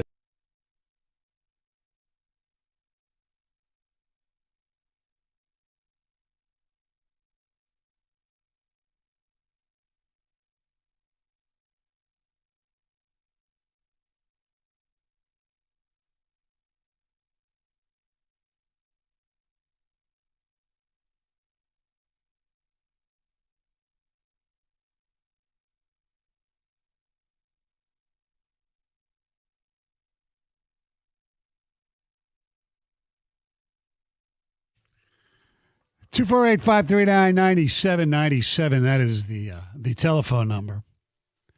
Jeff Rieger is here, by the way. So, what's your thoughts? What's your thoughts on the alternative jerseys? I heard you guys talking about it. I like the orange one. Is it weird, though, that you got Justin Verlander and now he looks like Justin Verlander in a Giants uniform? Or an Astros. Oh, that's a great point, too. So you can ask him which would you like better, the Astros or the Tigers. Justin, not only what will you go in the Hall of Fame as, which I think has been settled already. No, I like the orange ones. The blue ones I don't like as much, but the orange ones are at least the home ones. And I like for the longest time. Like you see these other teams get the alternate jerseys, and the Tigers would never do it. And I know they're iconic, and I know people are like, well, you don't need that. Kind of like the Red Wings don't need it. But I like a little variety. And I don't ever like the City Connect. Like the City Connect ones are weird because it looks like there's tire tracks on them, and it's almost like the Tigers are getting run over. How about this? They're just ugly. They are. That's that midnight blue they call it, Rico. You like them better or the Boston City Connects, which I'm told is yellow, has something to do with the marathon. Oh, is that right? So I think I might like the Boston ones better. They look like the Sweden uniforms almost. I don't like the City Connects, but I really like those new orange ones. Those are solid.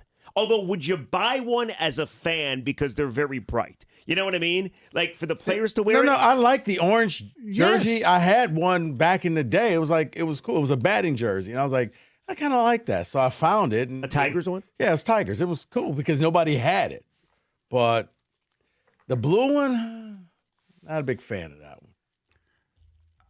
You know, the best thing about the blue one is you don't have to see it at home. That's true. It's a good point. But they both look like spring training jerseys. Yeah, I agree. So how are they going to divvy this up? So I thought I heard somewhere that the City Connects are now on Mondays. Right. They used to be on Fridays. And the orange are on Fridays. Oh, so the orange is on Friday. And you know AJ Hinch, if they win the Friday game, they'll wear them again on Saturday. That's how he rolls. If they win with the City Connects on, he keeps them wearing them. Yeah. I did not. Yeah, remember they had a 5 or 8 game winning streak, and they wore City Connects the entire way. And I asked AJ Hinch, I'm like, you guys are now going on the road. You haven't ditched the City Connects. Can you wear those on the road? He's like, I haven't thought about it, but I'm going to make a call. And obviously the answer was no, but so it's going to be interesting. Isn't it funny how everybody's jacked for this team when 3 weeks ago nobody was jacked for this team? It's awesome. Amazing. It all happened in 6 days. Yeah, it's amazing what getting some players and spending some money will do. By the way, I don't know if you'd call this breaking news, but we have I believe it's a shams bomb. Okay. Multiple sources with knowledge of Thursday's general managers meeting as well as a late January competition committee meeting told ESPN that the following concepts have been discussed to curb tanking. Oh, nice. First round picks can be protected only top 4 or top 14 plus. Lottery odds freeze at the trade deadline or at a later date. Oh, so then you should just win because you already know what your odds are going to be. No longer allowing team to pick top 4 in consecutive years and or after consecutive bottom 3 finishes. Okay. So you can't tank for numerous years. Teams can't pick top 4 the year after making conference finals. Lottery odds allocated based on 2-year records. Okay, so they really suck and you get the better odds. Lottery extended to include all play-in teams. Oh. Flatten odds. But these are all different things. Things that they're discussing. Okay. These are no rules yet. flatten odds for all lottery teams. I like the one where at some point they freeze the lottery, and then at that point, I like that. I also think, could you ever just do a tournament for the number 1 overall pick? No. Take all the lottery teams and put them in the NBA loves their tournament. No. But here's the thing, Rieger. Think about back when the Pistons were really bad. They weren't tanking. They were just a bad team. They would have lost the tournament. Single elimination. Right. You would have lost. You're not good. If you couldn't win in the regular season, you can't fair, win but now. You're playing other bad teams. All right, we got Pistons Knicks, but before that, the pregame show with Jeff Rieger, 97.1.